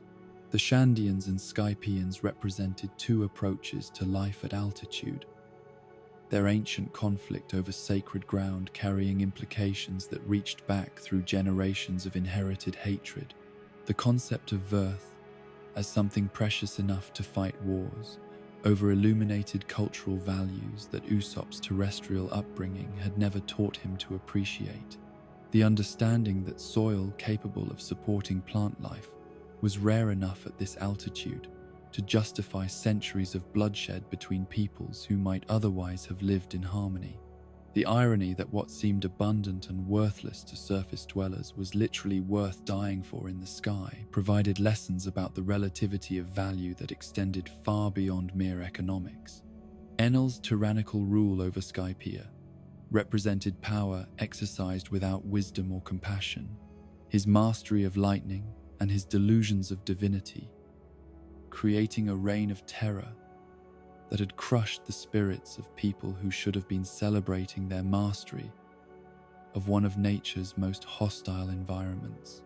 The so-called god's casual cruelty and his complete indifference to the suffering he caused demonstrated how absolute power could corrupt even those who possessed abilities that might have been used for the betterment of all. The priests who served Enel embodied different aspects of corrupted authority, each wielding powers that should have been used to protect and guide their people, but had instead become instruments of oppression and fear. Their trials and ordeals were designed not to test worthiness or build character, but to satisfy a twisted sense of entertainment that found pleasure in the suffering of those who dared to challenge established order. Usopp's role in the Sky Island adventure involved tactics that played to his developing strengths as a reconnaissance specialist and support combatant. His ability to observe enemy patterns and identify weaknesses proving invaluable when facing opponents whose powers operated according to principles that conventional fighting techniques could not address. The battles he participated in required creative thinking and environmental awareness rather than raw strength, allowing him to contribute meaningfully to victories that might otherwise have been impossible. The revelation of the true history underlying the Shandian-Skypian conflict provided him with insights into how misunderstanding and inherited prejudice could perpetuate violence long after the original causes of disagreement had been forgotten by all involved parties. Noland and Kalgara's friendship, separated by circumstances beyond their control and poisoned by failures of communication, served as both inspiration and warning about the fragility of bonds that crossed cultural boundaries. The golden bell that had inspired centuries of conflict and sacrifice represented more than mere treasure or religious symbol. It was the voice of friendship calling across impossible distances, the sound that Noland had promised to ring again when he returned to visit the people who had welcomed him as family. The fact that the bell had been silent for 400 years because of geological forces that neither culture fully understood illustrated how natural disasters could create human tragedies through simple failure of communication. His participation in the battle against Enel tested every skill he had developed since joining the crew, while introducing him to concepts of warfare that operated on scales he had never imagined possible. The lightning-wielding tyrant's ability to destroy entire sections of the Sky Island, with casual gestures demonstrating power that reduced conventional weapons to toys in the hands of children. The techniques he employed during that conflict required innovations in both strategy and equipment that pushed his creativity to new limits. The victory they achieved over Enel was accomplished not through superior strength, but through teamwork and the kind of stubborn refusal to surrender that had characterized their approach to every impossible challenge they had encountered. Luffy's rubber body providing immunity to lightning attacks, while the rest of the crew created opportunities for their captain to engage the self-proclaimed god in direct combat. Usopp's contributions to that victory were measured in precisely timed interventions and tactical innovations, rather than dramatic, heroic gestures. The resolution of the ancient conflict between Shandians and Skypians demonstrated principles that would influence his understanding of diplomacy and conflict resolution throughout future adventures. The recognition that most wars were perpetuated by pride and misunderstanding, rather than by irreconcilable differences that could never be resolved through honest communication and mutual respect.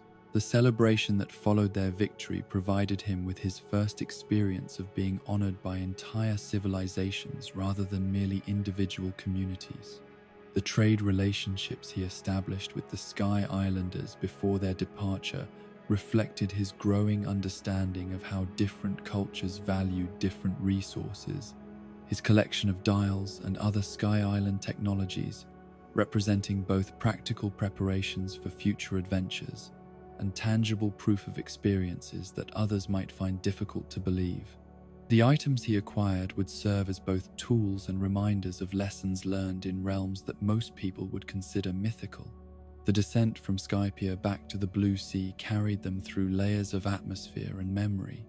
The gradual return to familiar altitudes, providing time to process experiences that had challenged every assumption they had made about the limits of human achievement and natural possibility. The gold they carried with them was less valuable than the knowledge they had gained about the true scope of the world they were exploring. Standing on deck as they approached more conventional waters, Usopp reflected on how the Sky Island adventure had transformed his understanding of what exploration might accomplish. The recognition that there were literally new worlds waiting to be discovered by those willing to look beyond the horizons that most people accepted as absolute boundaries. The boy who had once invented stories about impossible places had now visited realms that exceeded even his most ambitious fictional creations.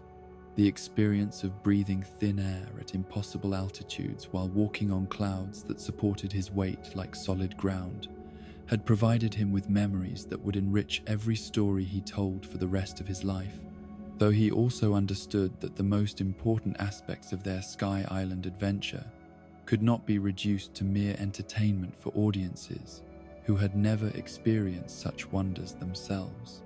The bonds forged with people who lived according to different values and the lessons learned about the power of inherited hatred were treasures that could not be shared through simple narrative. The knowledge that civilizations existed in realms that conventional wisdom considered uninhabitable expanded his vision of what human determination might accomplish given sufficient time and motivation. The understanding that adaptation and innovation could overcome environmental challenges that seemed impossible to casual observation. The Sky Islanders had not merely survived at altitudes that would kill most visitors. They had thrived and developed technologies that surpassed anything available at sea level. The stories of Noland and Calgara's friendship would remain with him as examples of how bonds between individuals could transcend cultural differences and geographical separation, though they also served as warnings about the importance of clear communication and the dangers of making promises that circumstances beyond anyone's control might prevent from being fulfilled. The Golden Bell's 400-year silence illustrated how even the strongest intentions could be thwarted by forces that no amount of determination could overcome. As the Going Merry carried them toward whatever adventures awaited deeper in the Grand Line, Usopp carried with him memories of walking on clouds and breathing air so thin that every breath was a conscious effort, of witnessing conflicts that had persisted for centuries, and participating in their resolution through courage and friendship rather than superior firepower.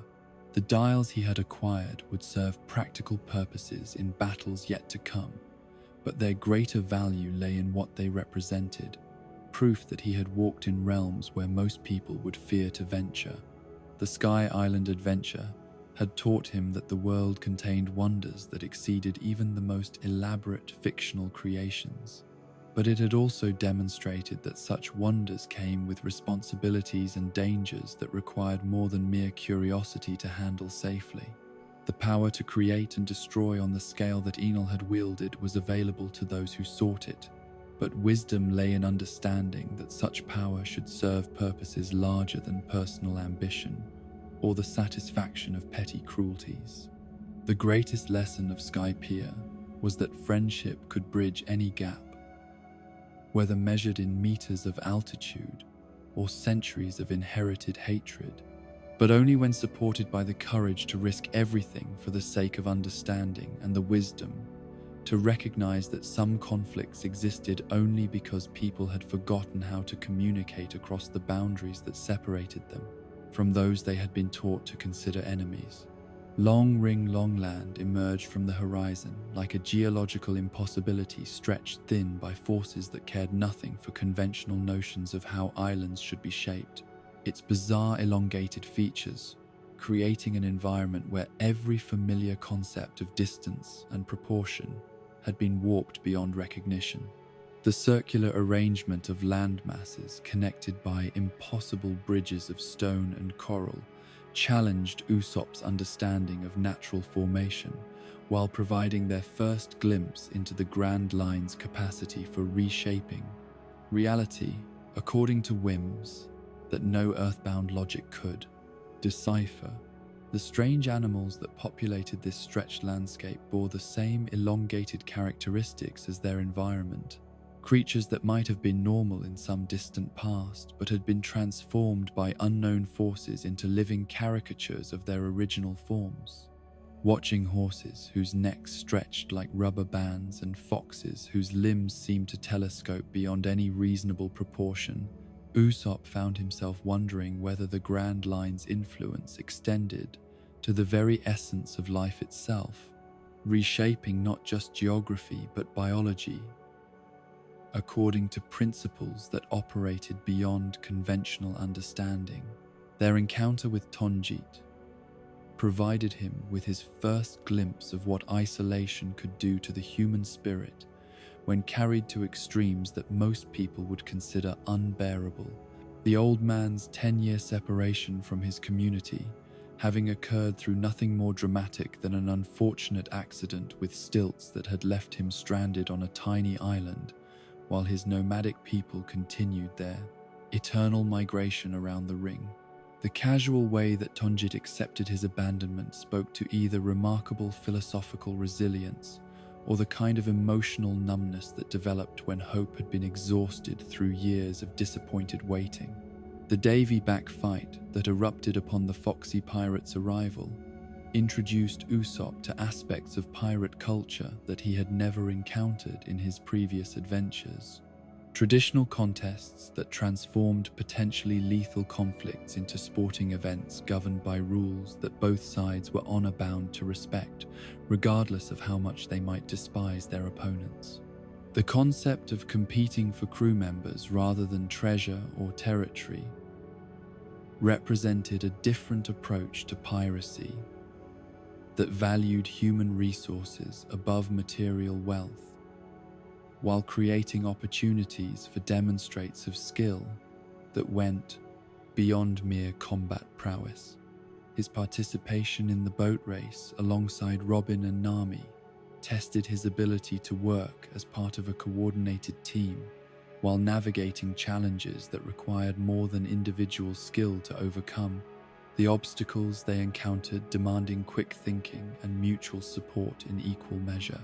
The experience of racing against opponents who possessed advantages built into the very structure of their vessel taught him valuable lessons about the importance of adaptation and creativity when facing enemies who had rigged the game in their favor through superior preparation or natural advantages. The revelation of Foxy's slow fruit powers demonstrated how devil fruit abilities could be used to create advantages that had nothing to do with raw strength or obvious destructive capability. The captain's mastery of temporal manipulation, allowing him to control the pace of conflict in ways that made conventional tactics nearly useless. Watching opponents move through combat as if trapped in amber while their enemies operated at normal speed provided Usopp with insights into how seemingly minor abilities could become decisive advantages when applied with sufficient creativity and strategic thinking. His role as Luffy's coach during the final round of competition allowed him to apply lessons learned from years of storytelling to the practical challenge of preparing someone for combat against an opponent whose abilities seemed to guarantee victory. The afro he provided, serving as both psychological armor and tactical disguise that might confuse enemies who had studied his captain's usual fighting patterns. The transformation that simple disguise created in Luffy's demeanor suggested that confidence could be enhanced through external changes that affected internal state of mind. The victory they achieved over the Foxy Pirates proved that even the most carefully planned advantages could be overcome through determination and the kind of innovative thinking that refused to accept that any opponent was truly unbeatable. Their success demonstrating principles that would serve them well in future encounters with enemies who possessed seemingly insurmountable natural or artificial advantages. The bonds between crew members that had been tested through forced separation were ultimately strengthened by the experience of nearly losing each other to the arbitrary rules of traditional pirate contests. Admiral Aokiji's casual appearance in the aftermath of their victory provided Usopp with his most sobering encounter. Yet with the true scope of world government power, the Marine's overwhelming strength and relaxed confidence, marking him as someone who viewed their entire crew as minor curiosities rather than genuine threats worthy of serious attention. The ice powers that could freeze the sea itself into solid pathways demonstrated capabilities that exceeded anything they had previously encountered, while serving as reminders of the forces that would eventually be marshaled against them if their adventures continued to attract official notice. The revelation of Robin's dark history and the systematic destruction that had followed her throughout her adult life introduced complexities to their crew dynamics that went far beyond simple friendship or shared adventure, her association with them potentially marking everyone aboard the Going Merry as enemies of a government that had spent decades trying to eliminate her from existence. The weight of carrying such a passenger created moral obligations that extended beyond mere loyalty to encompass active resistance against forces that most rational people would never dare to challenge. Aokiji's demonstration of power through the casual freezing of their archaeologist served as both warning and preview of the consequences they might face if they continued to harbor someone whose very existence challenged secrets that the world government considered too dangerous for ordinary people to understand. The sight of Robin transformed into an ice sculpture that might shatter at the slightest impact provided Usopp with nightmares about losing crewmates to enemies whose power operated on scales that made conventional resistance seem futile. His participation in Robin's rescue required quick thinking and desperate action under conditions where hesitation would result in the permanent loss of someone who had become precious to him through shared adventures and gradually developing friendship. The race to restore her to normal temperature before irreversible damage could occur, testing both his medical knowledge and his ability to function effectively under pressure that allowed no margin for error. The relief he felt when she began to show signs of recovery was unlike anything he had experienced since his mother's death. The understanding that he had helped preserve a life rather than merely witnessing its destruction. The encounter with Aokiji also provided him with crucial insights into the moral complexity that characterized high-level conflicts in the Grand Line. The Admiral's willingness to spare their lives despite his obvious ability to eliminate them without effort, suggesting that even representatives of absolute authority possessed individual consciences that might be appealed to under the right circumstances. The ice bridge that Aokiji created to help Tonjit reunite with his people demonstrated that power could be used for constructive purposes, even by those whose official duties required them to oppose piracy in all its forms. The philosophical discussion that emerged from their encounter with such overwhelming force centered around questions that would define their future relationship with both the world government and their own understanding of what they were trying to accomplish through their adventures. The recognition that their continued journey would inevitably bring them into conflict with authorities who possessed resources that dwarfed anything they could hope to muster through individual strength or clever tactics. The choice to continue despite such warnings represented a collective commitment to values that transcended mere self-preservation. Usopp's growing understanding of the stakes involved in their chosen path was tempered by his equally growing confidence in his own abilities and his faith in the bonds that held their crew together through challenges that would have destroyed less committed groups. His evolution from frightened storyteller to capable support fighter, providing him with proof that growth was possible even under circumstances that seemed designed to crush individual development. The boy who had once fled from the mere sight of genuine pirates was now standing firm in the face of admirals whose power could reshape geography according to their whims. The lessons learned during their Long Ring Long Land adventure would influence their approach to challenges yet to come.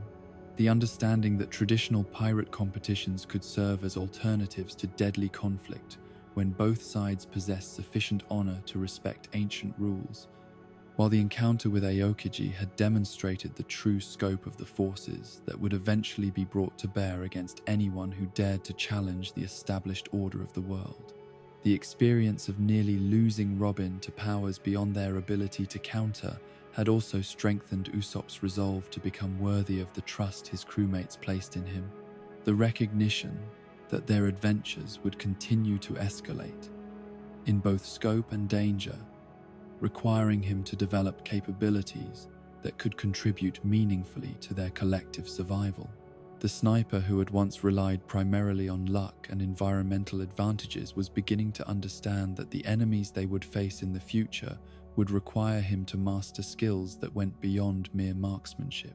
Standing on the deck of the Going Merry as they sailed away from Long Ring Long Land toward whatever challenges awaited them deeper in the Grand Line, Usopp reflected on how each adventure seemed to provide both validation of their growth and previews of trials that would test them in ways they could not yet imagine.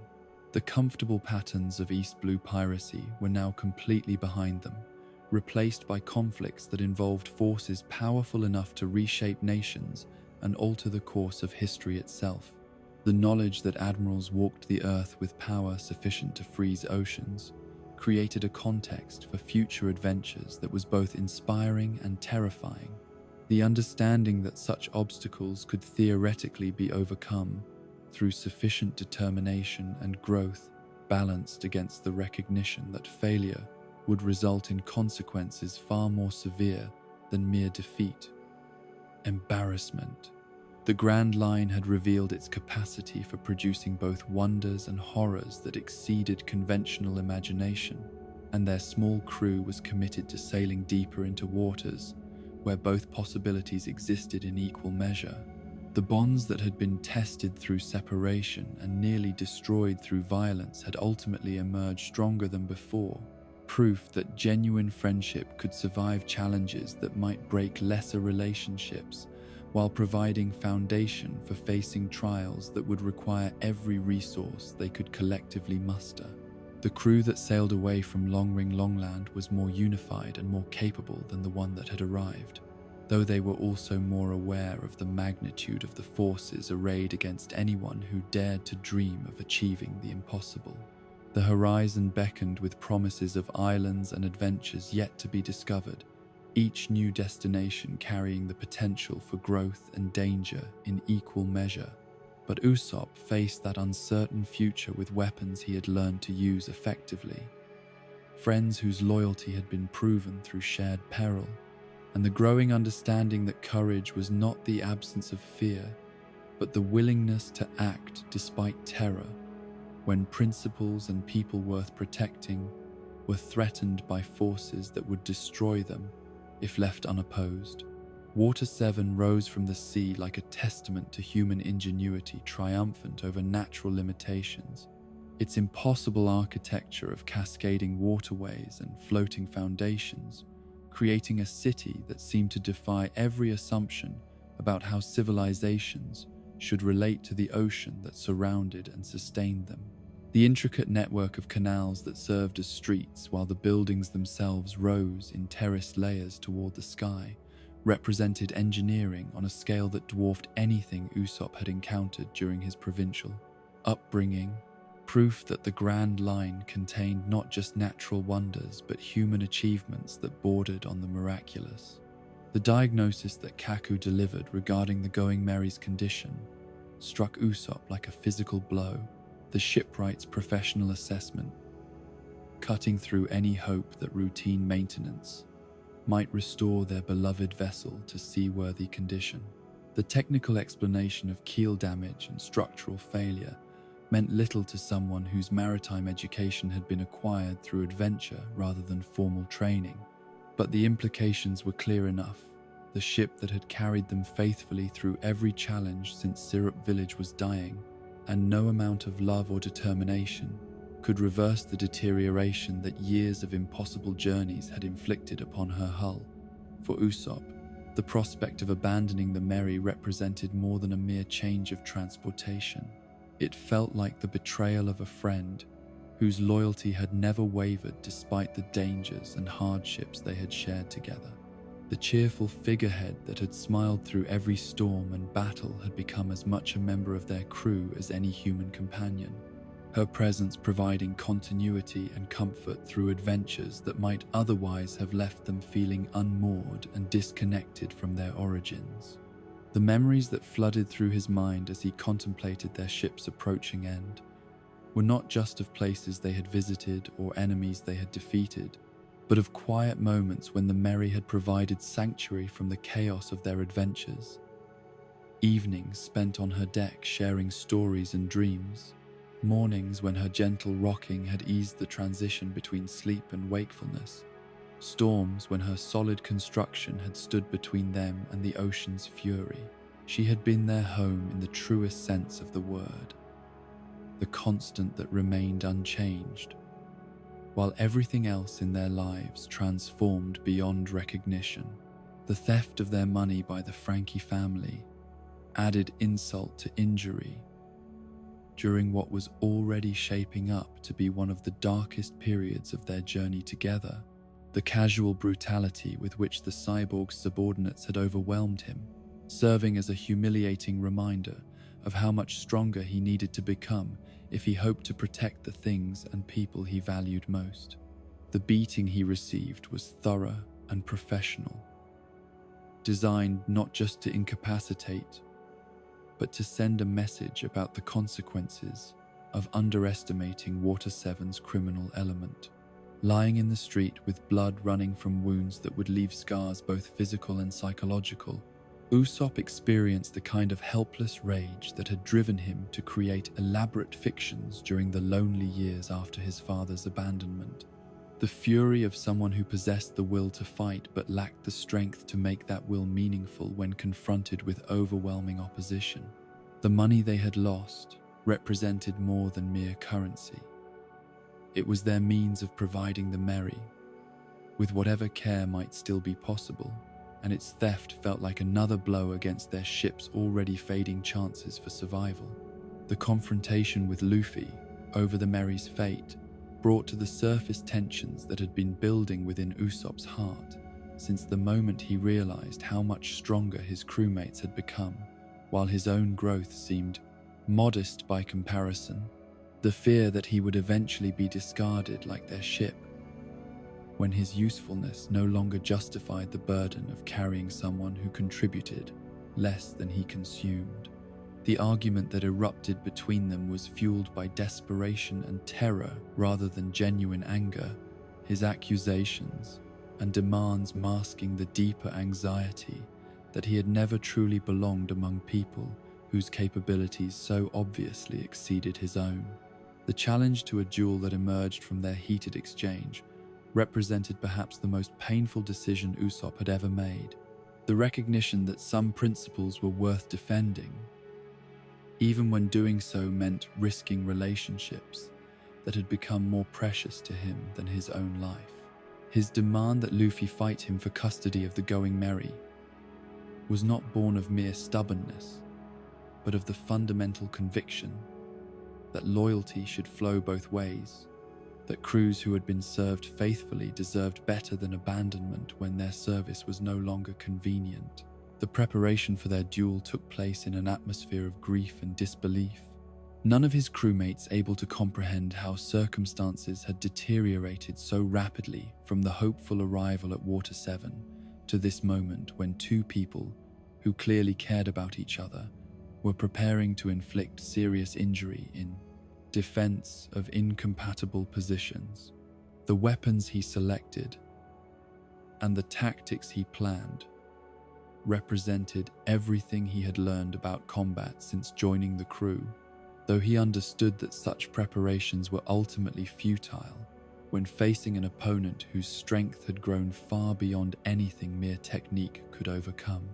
The duel itself was both exactly what he had expected and infinitely more heartbreaking than any preparation could have made bearable.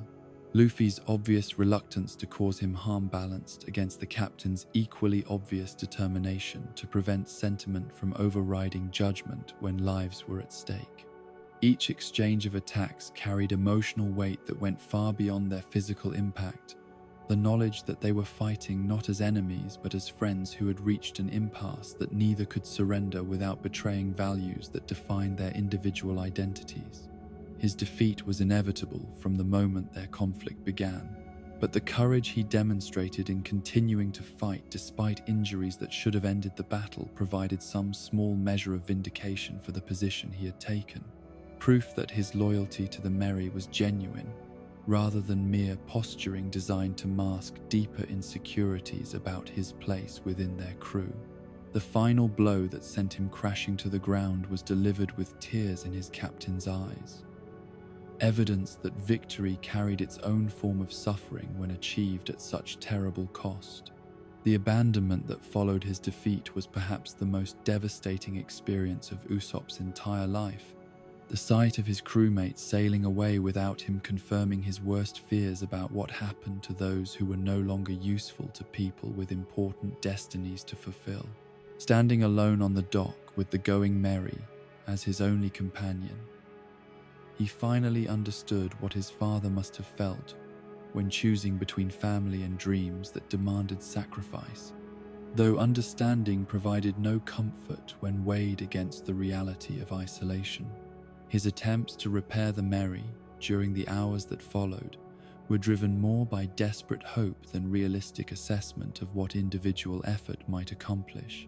The familiar rhythm of maintenance work providing distraction from thoughts that threatened to overwhelm him with despair and self-recrimination. The ship responded to his ministrations with the patience of someone who understood that love was sometimes expressed through futile gestures that served no purpose beyond demonstrating the depth of feeling that motivated them. The kidnapping that interrupted his solitary vigil introduced him to the Frankie family's underwater hideout and the complex personality of the cyborg who led them. Tom's former apprentice revealing depths of character that went far beyond the criminal reputation that had preceded him. Frankie's genuine emotion, when confronted with the story of the Mary's service and approaching end, demonstrated that even those who lived outside conventional society could be moved by tales of loyalty and sacrifice that transcended mere material considerations. The legend of the Klaboterman that Frankie shared provided Usopp with context for experiences that had seemed like products of imagination or wishful thinking. The understanding that ships which were truly loved could develop spirits that transcended their physical construction, offering both comfort and heartbreak, as he realized that the Mary's consciousness was as real as any crew, members, and equally deserving of consideration and respect. The revelation that their ship had been actively participating in her own preservation through supernatural intervention added layers of guilt to his decision to fight for her survival. The arrival of Cypher Pole 9 at the hideout transformed what had been a relatively simple case of theft and recovery into something far more sinister and dangerous. The government agents' casual efficiency and obvious competence, marking them as representatives of forces that operated according to rules that bore no resemblance to the moral boundaries that had governed their previous adventures. Their capture alongside Frankie demonstrated how quickly circumstances could deteriorate when dealing with enemies who possessed both legal authority and the willingness to use violence in service to objectives that remained hidden from their victims.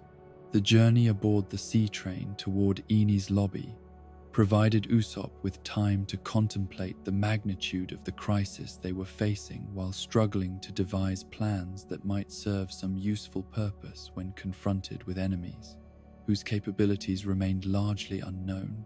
The revelation that Robin's departure had been motivated by threats against his crewmates rather than genuine betrayal, transforming his understanding of everything that had transpired since their arrival at Water 7.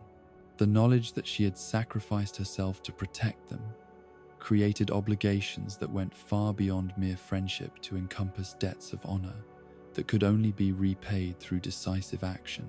The transformation into Soja King represented more than mere disguise. It was the assumption of an identity that embodied everything Usopp aspired to become, while freeing him from the limitations that his own self-doubt had imposed upon his actions. The mask and cape that comprised his costume served as armor against the fear and inadequacy that had paralyzed him during crucial moments, allowing him to access reserves of courage that existed within him, but had been suppressed by anxiety about living up to expectations that seemed impossibly high. The battles that followed tested every skill he had developed while pushing him toward innovations in both technique and equipment that would serve him throughout future adventures. The kabuto that replaced his simple slingshot, representing not just superior firepower, but a commitment to becoming worthy of the trust his crewmates had placed in him, despite his obvious limitations. The precision shots he achieved during the rescue operation proved that dedication and practice could overcome natural disadvantages when applied with sufficient determination and creative thinking. The revelation of the Going Merry's final voyage to rescue them from Eni's lobby provided the most emotionally devastating and spiritually uplifting moment of the entire crisis. Her appearance in their hour of greatest need serving as proof that love could transcend physical limitation, while simultaneously confirming that her time was truly ending. The ship that had carried them through every adventure was making her final contribution to their safety, her damaged hull held together by nothing more substantial than will and affection. The funeral that followed their escape was unlike any ceremony Usopp had ever participated in. The formal acknowledgement of a friend's passing, requiring him to confront grief that went beyond simple loss to encompass gratitude for service that could never be adequately repaid. The tears that fell as the Mary spoke to them one final time were not just sorrow for what was ending, but recognition that some relationships transcended the boundaries between living and inanimate, that love could create connections that death itself could not entirely sever. The apology he delivered to Luffy upon returning to the crew carried weight that went far beyond mere acknowledgement of tactical errors or personality conflicts, representing acceptance of responsibility for actions that had been driven by fear rather than principle, while demonstrating growth in his understanding of what leadership actually required when lives and dreams hung in the balance. The reconciliation that followed proved that genuine friendship could survive challenges that might destroy lesser relationships when supported by mutual respect and the willingness to prioritize collective welfare over individual pride. Standing on the deck of the Thousand Sunny as they sailed away from Water 7 toward adventures yet unknown, Usopp carried with him memories of loss and renewal that would influence every decision he made throughout future challenges. The understanding that some sacrifices were necessary, while others were merely convenient, providing him with moral clarity that had been lacking during his years of comfortable self-deception. The boy who had once told lies to avoid confronting painful truths had learned to face reality directly, finding in honest acknowledgement of limitation the foundation for genuine growth, rather than elaborate compensation through fictional achievement. The infiltration of the sea train Puffing Tom began in darkness and desperation. The Soga King persona that Usopp had adopted, providing him with psychological armor against the terror that threatened to paralyze him as they approached a government fortress that had never fallen to external assault in its 800-year history. The mask that concealed his features served as more than mere disguise. It was transformation that allowed him to access reserves of courage that existed within him, but had been suppressed by years of self-doubt and the constant comparison of his abilities to those of crewmates whose strength seemed to operate on entirely different scales. The coordination required to board a moving train while maintaining stealth in the face of enemies whose vigilance had been honed through decades of government service tested every skill he had developed since joining the crew. The knowledge that detection would result not merely in personal defeat, but in Robin's permanent loss to forces that viewed human life as expendable in service to larger political objectives. The weight of responsibility that settled upon his shoulders was unlike anything he had experienced during their previous adventures. The understanding that his individual performance might determine whether someone precious lived or died, creating pressure that threatened to crush what little confidence he had managed to develop. Working alongside Sanji and Frankie in the cramped confines of the train cars, Usopp discovered that his tactical thinking and ability to improvise under extreme pressure were valued by fighters whose physical capabilities far exceeded his own. Their willingness to follow his suggestions and adapt their techniques to support his strategies, providing validation that his contributions extended beyond mere marksmanship to encompass leadership qualities he had never imagined himself capable of exercising. The plans that emerged from their desperate consultation were built on foundations of mutual trust that had been forged through shared danger rather than extended acquaintance.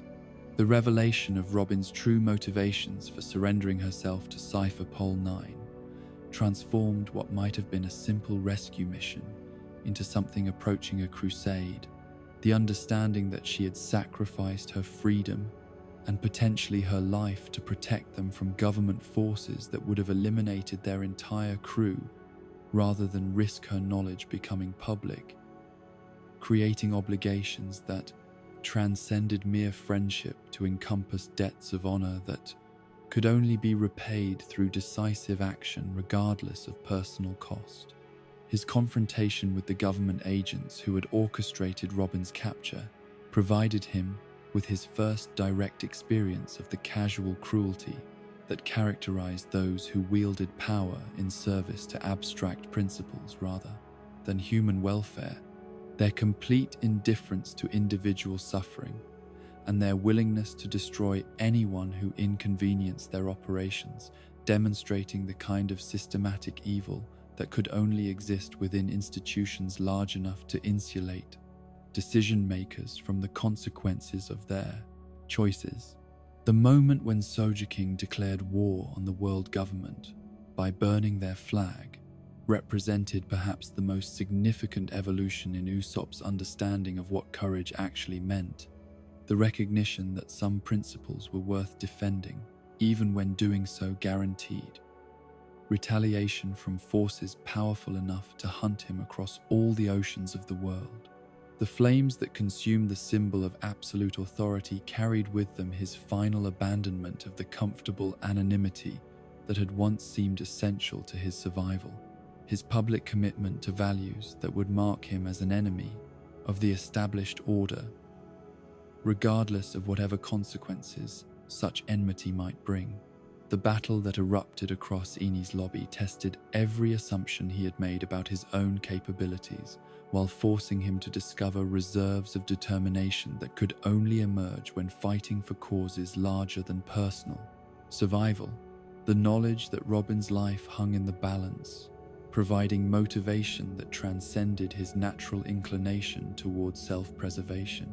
The techniques he employed during those desperate hours represented innovations born of necessity, creative applications of familiar skills to situations that demanded solutions no amount of prior experience could have prepared him to handle. His encounter with Jabra demonstrated the gulf that still existed between his developing abilities and the kind of strength that characterized genuine Grand Line combatants, the government agent's casual dominance serving as a humbling reminder that good intentions were insufficient when facing enemies whose training and natural gifts operated on entirely different levels. The defeat he suffered was both inevitable and educational, providing him with concrete understanding of what he needed to achieve if he hoped to stand alongside his crewmates as an equal rather than someone they were obligated to protect. The strategic withdrawal that followed his direct combat failure represented growth in his tactical thinking, the recognition that individual heroics were less important than positioning himself where his specific skills could contribute most effectively to their collective objectives. The sniper's nest he established atop the Tower of Justice provided him with clear lines of sight to crucial targets while keeping him far enough from close combat specialists to maintain the distance his fighting style required for optimal effectiveness. The precision shot that prevented Spandam from dragging Robin across the bridge of hesitation marked the culmination of everything he had learned about marksmanship since first picking up a slingshot as a child in Syrup Village. The projectile that struck its target across impossible distance, while accounting for wind, and the movement of both shooter and target, representing mastery that had been developed through years of dedicated practice, combined with desperate inspiration born of absolute necessity. The satisfaction he felt at that moment was unlike anything his previous achievements had provided. The knowledge that his intervention had directly contributed to preventing tragedy. The revelation of his true identity during Luffy's battle with Rob Lucci required him to abandon the psychological protection that the King persona had provided. his public declaration of support for his captain marking his acceptance of responsibility for choices that could no longer be hidden behind masks or assumed identities. The courage required to discard his disguise while surrounded by enemies who would now know exactly who had defied them demonstrated growth that went beyond mere technical skill to encompass fundamental changes in how he understood his own worth and obligations.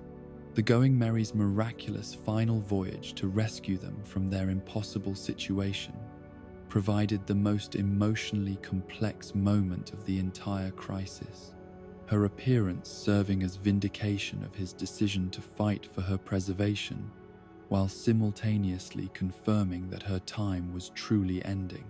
The ship that had carried them through every adventure was making her last contribution to their survival, her damaged hull held together by forces that transcended physical engineering to encompass love and determination that death itself could not entirely defeat. The funeral that followed their escape required him to confront grief that went beyond simple loss to encompass gratitude for service that could never be adequately repaid. The formal acknowledgement of the Mary's passing, serving as recognition that some relationships transcended the boundaries between living and inanimate objects. The tears that fell as their ship spoke to them one final time carried within them acceptance of mortality that extended beyond mere vessels to encompass understanding that everything precious was temporary. That love was measured not in duration, but in the willingness to sacrifice for those who mattered. The apology he delivered to Luffy upon officially rejoining the crew carried weight that went far beyond acknowledgement of tactical errors or personality conflicts, representing acceptance of responsibility for actions that had been driven by fear rather than principle, while demonstrating growth in his understanding of what friendship required when tested by circumstances that revealed the true character of all involved.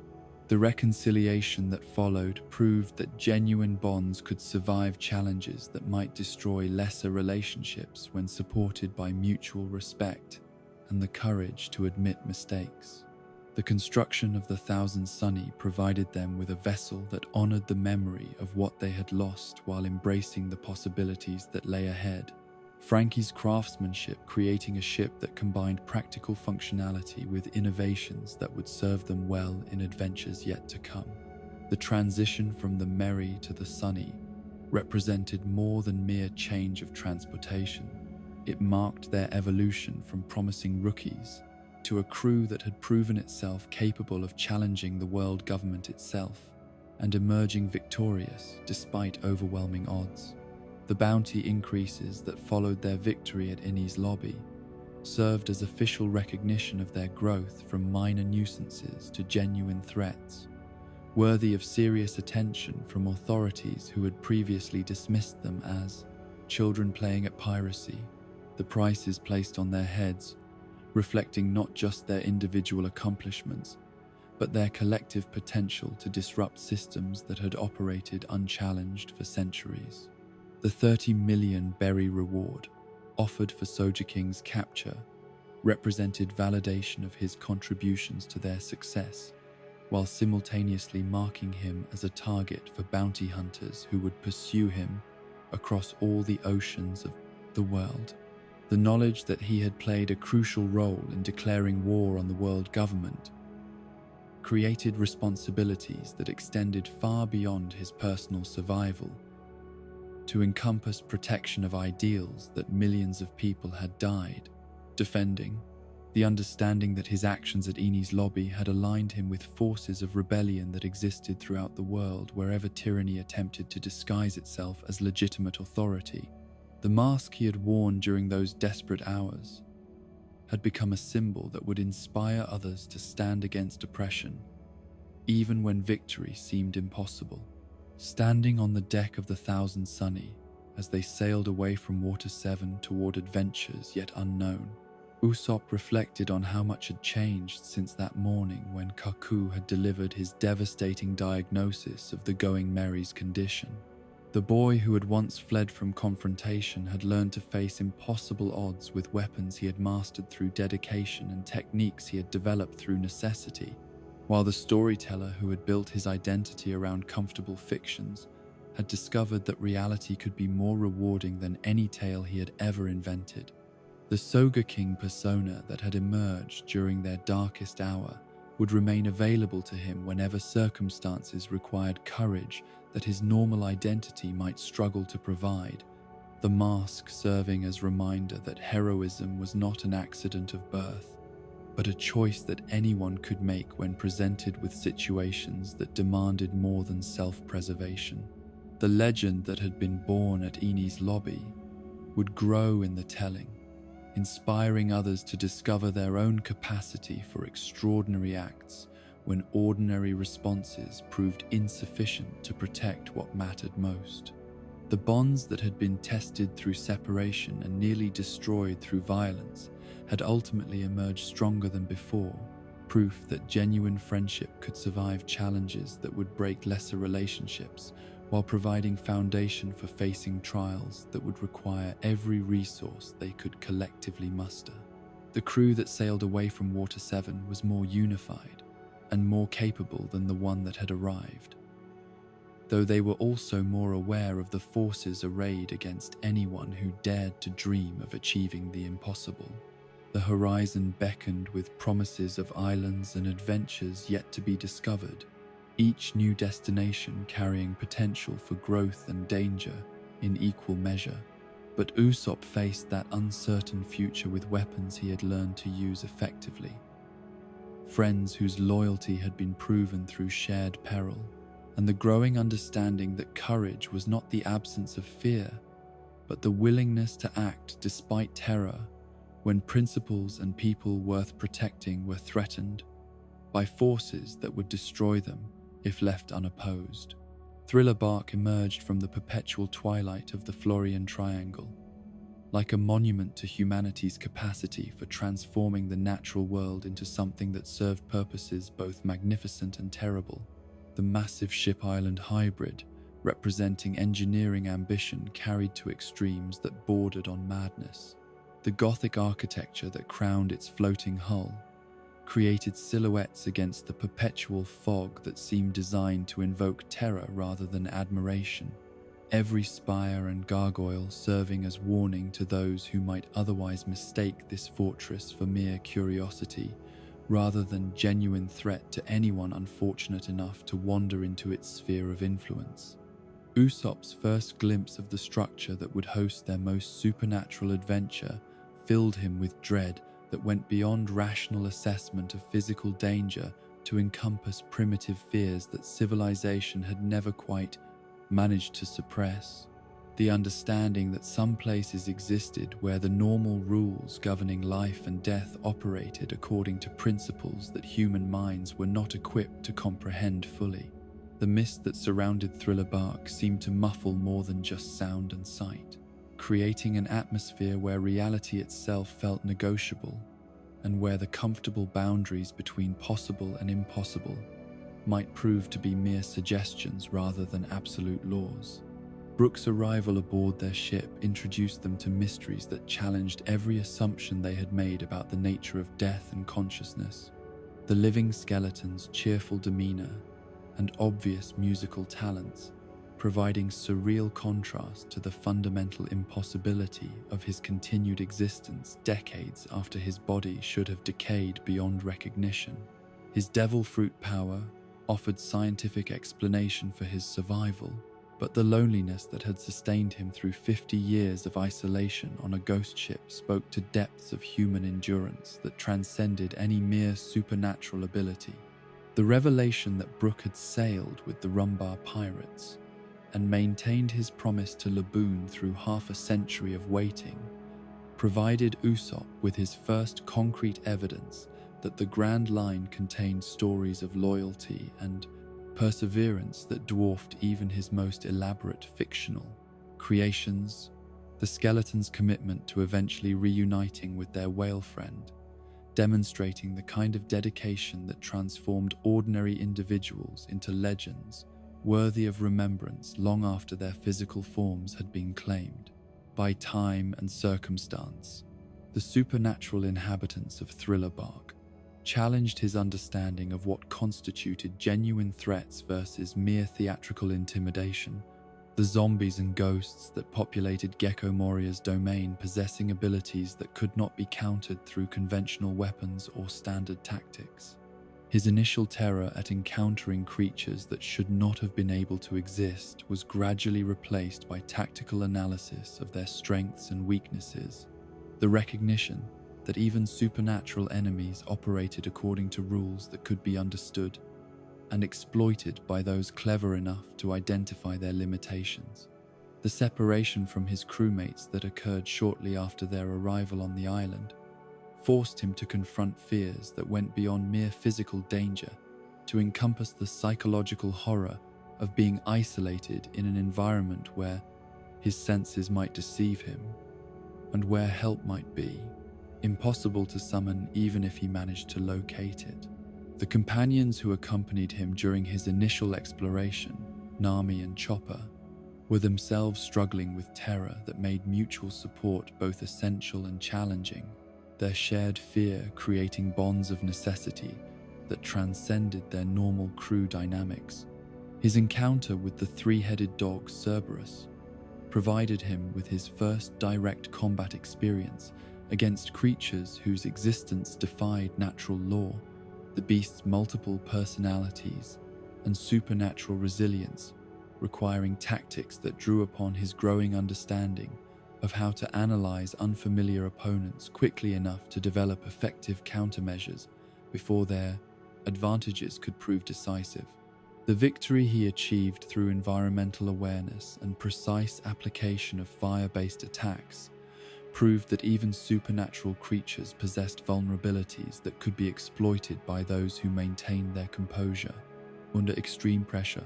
The mansion that served as their initial shelter revealed layers of deception that went beyond simple architectural camouflage to encompass deliberate manipulation of perception and reality. Dr. Hogback's collection of preserved specimens and his obvious mad science experiments, creating an atmosphere where normal assumptions about life and death were continuously challenged by evidence that both states might be more fluid than conventional wisdom suggested. The photographs and newspaper clippings that documented Sindri's previous life as an actress provided context that transformed her current existence from mere horror into tragedy.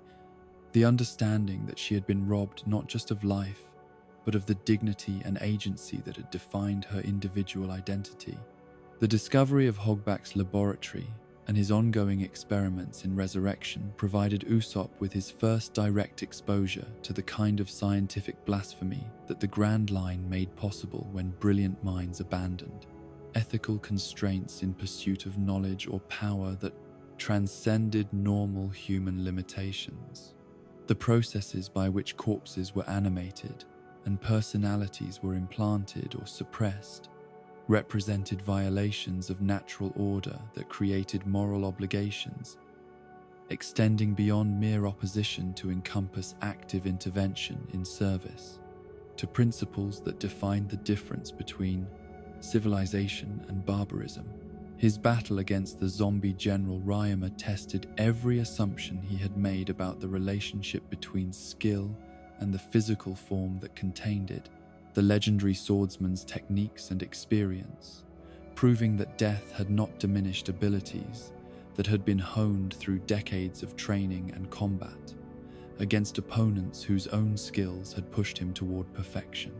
The fight that followed demonstrated that supernatural resurrection could preserve not just consciousness but mastery, creating enemies whose capabilities exceeded those of living opponents who had never achieved comparable levels of dedication and excellence.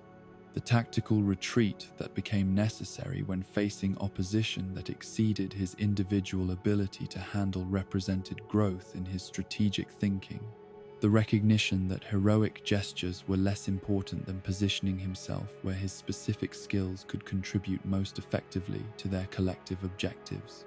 The knowledge that his crewmates were scattered throughout Thriller Bark facing their own supernatural challenges created pressure to overcome his personal limitations quickly enough to provide whatever assistance might prove crucial to their survival. His reunion with other crew members during the battle against the giant zombie oars provided him with opportunities to demonstrate how much his tactical thinking and equipment mastery had developed since their early adventures. His contributions to their coordinated assault, proving that even someone of modest physical capabilities could play crucial roles in conflicts that operated on scales that dwarfed individual strength. The techniques he employed during that desperate battle represented innovations born of necessity, creative applications of familiar principles to situations that demanded solutions no amount of prior experience could have provided.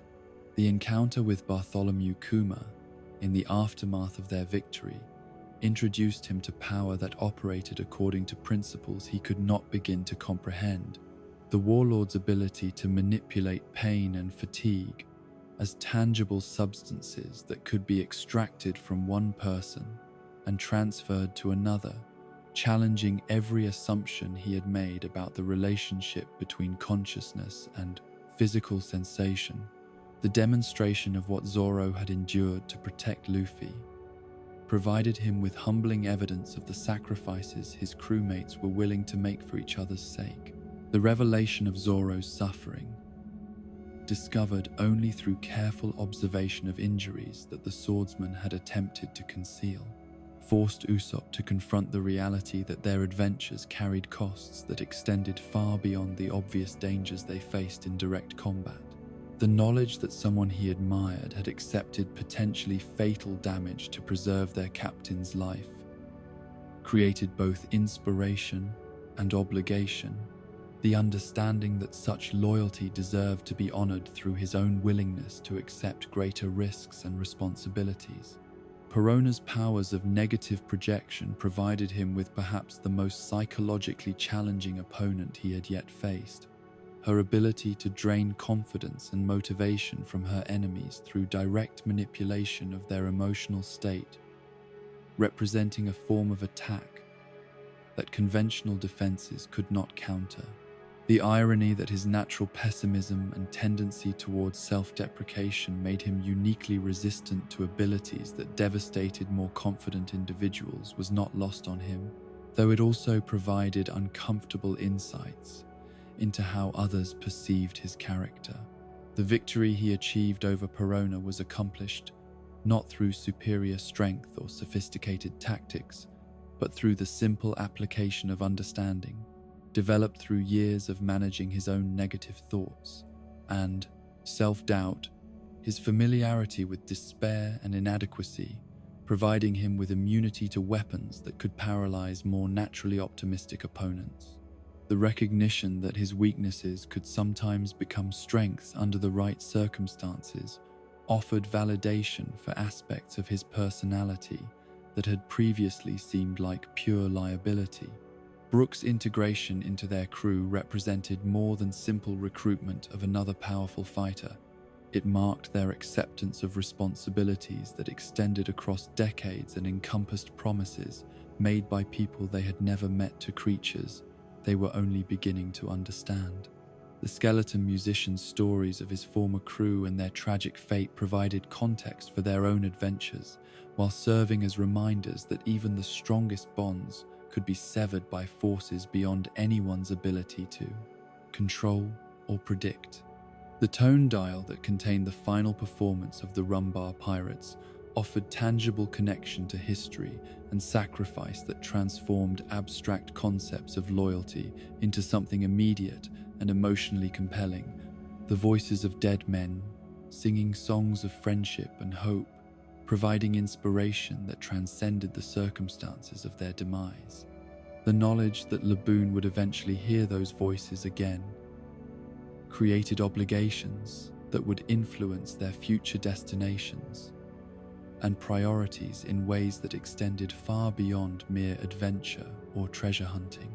The party that followed their victory at Thriller Bark provided them with their first real opportunity to process the supernatural experiences they had shared, while celebrating survival of challenges that had tested not just their physical capabilities but their understanding of what constituted reality itself.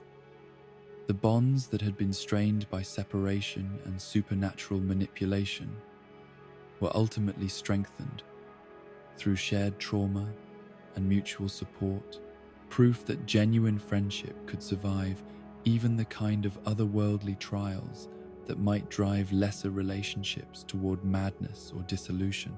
Standing on the deck of the Thousand Sunny as they sailed away from the Florian Triangle toward clearer waters and more conventional adventures, Usopp reflected on how their encounter with the supernatural had changed his understanding of what was possible in a world that seemed determined to exceed every limit his imagination had previously conceived.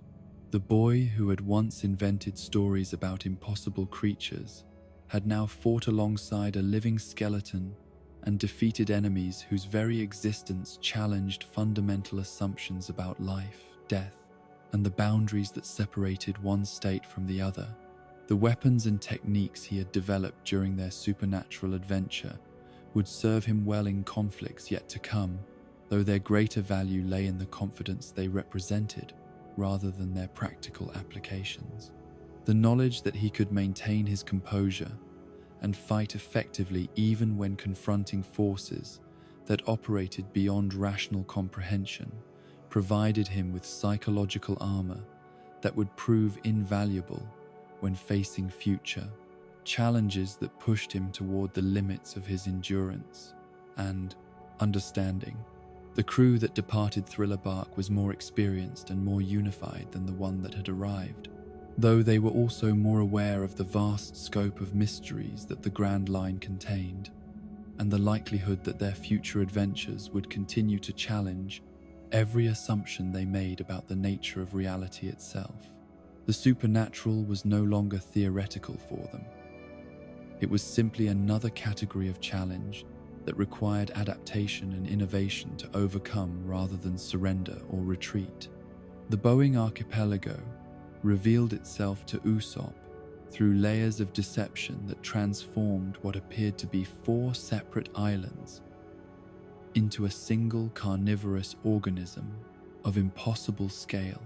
The floating plant's ability to mimic conventional geography, serving as his first lesson in how the Grand Line's dangers could disguise themselves as salvation until the moment when escape became impossible. His arrival on what he initially believed to be solid ground came after days of unconscious flight through skies that had carried him far from any familiar landmark. Bartholomew Kuma's repulsion having launched him across distances that would have taken weeks to traverse aboard even the fastest ship. The forest that greeted his awakening seemed peaceful enough by Grand Line standards. Its lush vegetation and apparently abundant wildlife, suggesting an environment where survival might be achieved through careful application of the skills he had developed during years of exploration and adventure with his crewmates. But the absence of those same crewmates created a psychological burden that threatened to overwhelm the practical challenges of finding food and shelter. The knowledge that he was truly alone for the first time since joining Luffy's crew, forcing him to confront fears about his individual capabilities that had been partially suppressed through the comfort of collective strength. Heracles' intervention during his first encounter with the island's predatory insects provided him with both immediate salvation and long-term guidance. The hermit's vast knowledge of Boeing Archipelago's unique ecosystem, offering hope that survival was possible for those who possessed sufficient wisdom to understand the complex relationships that governed this floating paradise. Turned prison, the man who had chosen to make his home in such a dangerous environment possessed insights into adaptation and endurance that would prove invaluable for someone whose previous survival experience had been limited to conflicts where retreat remained a viable option. The initial weeks of his exile were marked by discoveries that challenged his understanding of what constituted adequate preparation for Grand Line adventures. His realization that the various survival skills he had acquired through their previous journeys were insufficient when facing an environment that actively sought to consume anyone who let their guard down for even a moment. The carnivorous plants that lurked beneath seemingly innocent flowers, the insects whose beauty concealed lethal poisons, the very air that could become toxic under certain atmospheric conditions, all served as reminders that the world beyond human civilization contained dangers that exceeded the most paranoid imagination. His struggle with what Heracles diplomatically termed his eating disorder reflected years of using food as comfort during times of stress and uncertainty. The abundance of apparently edible vegetation on the island, providing temptation that his willpower proved inadequate to resist, despite the obvious necessity of maintaining physical condition, adequate for eventual escape. The weight he gained during his first months of exile served as visible evidence of how quickly even experienced adventurers could succumb to weaknesses that seemed minor until circumstances made them potentially fatal. The news of the war at Marineford reached him through newspapers delivered by news coups whose arrival provided his only reliable connection to events occurring in the wider world. The reports of conflict involving forces powerful enough to reshape the balance of global politics, serving as stark reminders that his personal struggles on a remote island were occurring against a backdrop of changes that would affect everyone who lived beyond the reach of conventional authority. The revelation that Ace had been captured and scheduled for execution created urgency that transformed his comfortable exile into desperate preparation for return to a world that clearly needed every ally it could muster. The death of Fire Fist Ace struck him like a physical blow. The knowledge that someone so closely connected to Luffy had fallen to forces they had all known were pursuing them, creating grief that encompassed not just personal loss, but recognition of how quickly the Grand Line could claim even the strongest individuals when they found themselves isolated from the support systems that had sustained them through previous challenges. The understanding that his captain was experiencing suffering beyond anything they had previously encountered together created motivation that finally overcame the comfortable patterns of excess and avoidance that had defined his early months of exile. His desperate attempt to leave the island immediately upon learning of Ace's fate demonstrated how much his understanding of his own capabilities had been distorted by years of operating as part of a crew whose collective strength had made individual limitations seem irrelevant. The reality of facing Boeing Archipelago's outer defenses alone, providing him with harsh education about the gulf that separated group tactics from individual survival skills. The creatures that inhabited the island's perimeter possessed capabilities that made the predators of the interior seem like gentle house pets by comparison. Their evolved hunting strategies, having been honed through centuries of preventing escape by those who had discovered the true nature of their prison. The intervention that saved him from death during his premature escape attempt came not from Heracles directly, but from the island itself. The closing of the massive petals that had disguised Boeing Archipelago's true nature, serving as demonstration that some prisons were designed not just to contain, but to protect their inhabitants from even greater dangers that lurked beyond their boundaries. The sight of the creature being consumed by the sea monster that had been attracted by the scent of the island's digestive processes provided him with sobering understanding of why even someone as knowledgeable as Heracles chose to remain within what others might consider captivity. The revelation that his impulse to flee had been motivated more by emotional need than rational assessment of his readiness to face the challenges that lay between Boeing Archipelago and his crewmates forced him to confront uncomfortable truths about the difference between genuine courage and mere desperation dressed up as heroic intention. The recognition that Luffy needed support that he was not yet prepared to provide created obligations that extended beyond mere physical training to encompass fundamental changes in how he understood his role within their crew and his responsibilities to people who had chosen to trust him with their lives and dreams. The training regimen that emerged from his conversation with Heracles represented the most systematic approach to personal development that Usopp had ever undertaken. The hermit's vast knowledge of the island's flora providing opportunities to develop techniques and abilities that went far beyond conventional marksmanship, to encompass botanical warfare and environmental manipulation on scales that his previous combat experience had never required.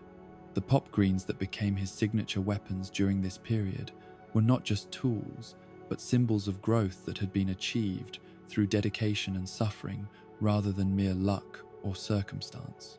The physical conditioning that accompanied his tactical education forced him to confront weaknesses that had been concealed by crew dynamics that allowed individuals to specialize in areas of natural strength while relying on others to compensate for their limitations. The understanding that solo survival required competence across a broader range of skills than he had previously needed to develop. The weight loss that accompanied months of intensive training was less important than the muscle development and cardiovascular improvement that it represented, visible evidence of transformation that extended far beyond mere appearance to encompass fundamental changes in his physical capabilities. The psychological challenges of extended isolation proved to be as demanding as any physical training regimen. The absence of the social support and validation that had sustained him through previous periods of difficulty, forcing him to develop internal sources of motivation and self-worth that did not depend on external recognition or approval. The conversations he held with himself during the long months of preparation served as practice for the kind of internal dialogue that would be necessary during future challenges when encouragement from others might not be available, and self-doubt could become more dangerous than any external enemy. The meditation and self-reflection that Heracles encouraged as part of his overall development revealed aspects of his personality and motivation that had remained hidden even from himself during years of operating within familiar patterns and comfortable relationships. The solitude providing opportunities for honest assessment of strengths and weaknesses without the distortion that came from comparing himself to others whose natural gifts and backgrounds differed so dramatically from his own. The insights he gained into his own character would prove invaluable when facing future challenges that required him to make decisions without the benefit of consultation or collective wisdom. His mastery of the various pop green species that flourished in Boeing Archipelago's unique ecosystem represented not just acquisition of new weapons, but development of an entirely different approach to combat that emphasized preparation, environmental awareness, and the ability to adapt tactics based on available resources rather than relying on consistent equipment or predictable circumstances. The techniques he developed during this period would serve as foundations for fighting styles that could function effectively in environments ranging from desert islands to frozen wastelands to urban battlefields. The philosophical discussions that emerged during his extended training with Heracles provided him with context for understanding his role within larger conflicts that extended far beyond personal adventure or individual achievement. The hermit's perspective on the relationship between strength and responsibility, offering guidance that would influence his approach to leadership and decision-making throughout future challenges.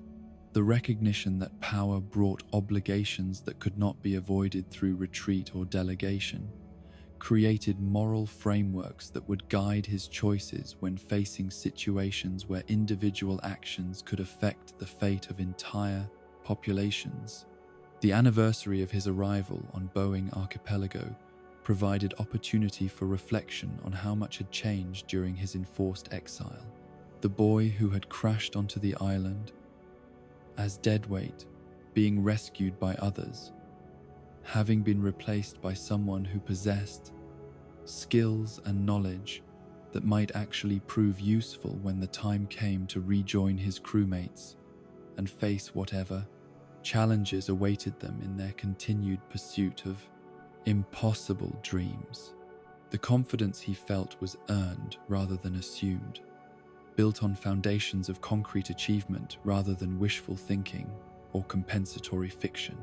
The final months of his training focused on developing techniques that could function effectively in team combat situations, while maintaining the individual competence that his exile had taught him was essential for survival when separated from support systems that had previously seemed as reliable as the sunrise. The balance between self-reliance and cooperation that emerged from this period would serve as guiding principles for approaching future adventures that would test both his individual capabilities and his ability to function as part of a crew whose collective strength exceeded the sum of their individual abilities. The news that reached him during his final weeks on Boeing Archipelago suggested that the world had changed dramatically during his absence. Political upheavals and shifting power balances, creating opportunities and dangers that would require careful navigation by anyone who hoped to achieve goals that extended beyond mere survival. The message that Luffy had sent through the newspapers indicated that their reunion would be delayed to allow for preparation that their captain had determined was necessary for facing challenges that exceeded anything they had previously encountered together. The understanding that his crewmates were also undergoing transformation during their forced separation provided comfort during moments when the isolation threatened to overwhelm his determination to continue the difficult work of personal development. The knowledge that they were all growing stronger and more capable, creating anticipation for reunions that would reveal how much collective strength they might possess when their individual improvements were combined through renewed cooperation and mutual support.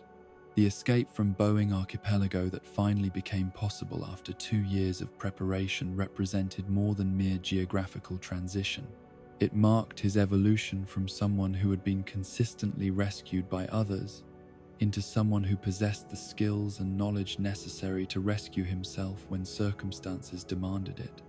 The techniques he employed to reach the island's perimeter and survive the journey to Sabaudi Archipelago demonstrated mastery that had been earned through dedication and suffering, rather than inherited through natural talent or fortuna de circumstance. Standing on the dock at Sabaudi, as he prepared to reunite with crewmates he had not seen for 2 years, Usopp carried with him more than just new weapons and improved physical condition. He possessed hard-won wisdom about the relationship between individual strength and collective responsibility that would influence every decision he made throughout future adventures. The boy who had once defined courage as the absence of fear had learned that true bravery was the willingness to act despite terror when people and principles worth protecting were threatened by forces that would destroy them if left unopposed. The reunion that awaited him would reveal whether the growth he had achieved during his isolation could be successfully integrated with the development his crewmates had undergone during their own trials.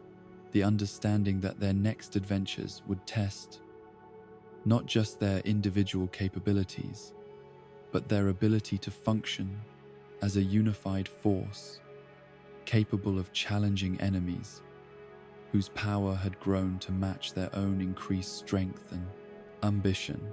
The reunion at Sabaudi Archipelago carried with it the electric anticipation of warriors who had spent 2 years preparing for challenges that would either prove their growth meaningful or expose their efforts as insufficient preparation for the escalating dangers that define New World adventures. Usopp's approach to Grove 42 felt like walking toward his own judgment. The knowledge that his crewmates would immediately assess whether his transformation during exile had been genuine development or mere cosmetic changes that concealed the same fundamental limitations that had always defined his contributions to their collective efforts.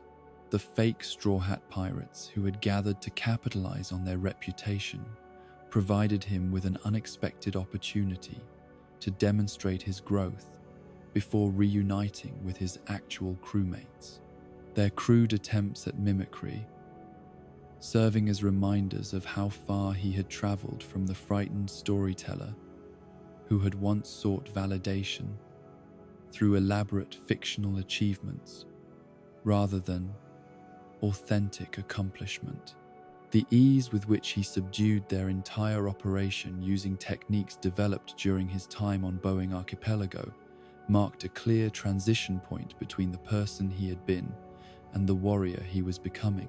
The pop green weapons that had become extensions of his will during months of intensive training proved their effectiveness against opponents whose overconfidence made them vulnerable to tactics they had never encountered and could not immediately counter, his victory serving as proof that innovation and preparation could overcome advantages that seemed insurmountable to casual observation.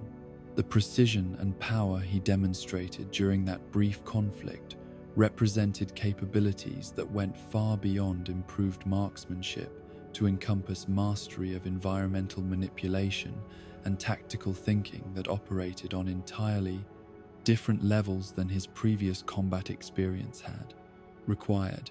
His reunion with Nami provided the first real test of how his personality had been affected by 2 years of isolation and intensive self-examination.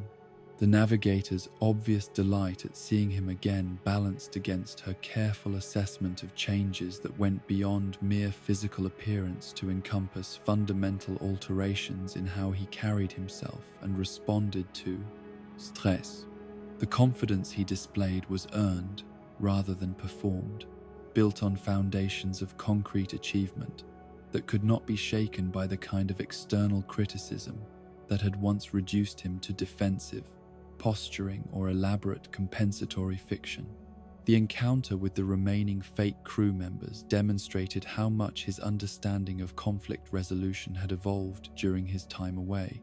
His approach to their threatening behavior, reflecting strategic thinking that prioritized efficiency over dramatic gesture, while maintaining the kind of proportional response that indicated genuine confidence rather than the overcompensation that had often characterized his previous attempts at appearing formidable. The techniques he employed were designed to end confrontation quickly rather than prolong it for theatrical effect. Fishman Island's underwater approach provided him with opportunities to demonstrate the improvements in his physical conditioning that had accompanied his tactical development, his ability to maintain effectiveness during the complex maneuvering required for submerged navigation, proving that his training had addressed weaknesses that had previously limited his contributions during challenging transitions between different environments.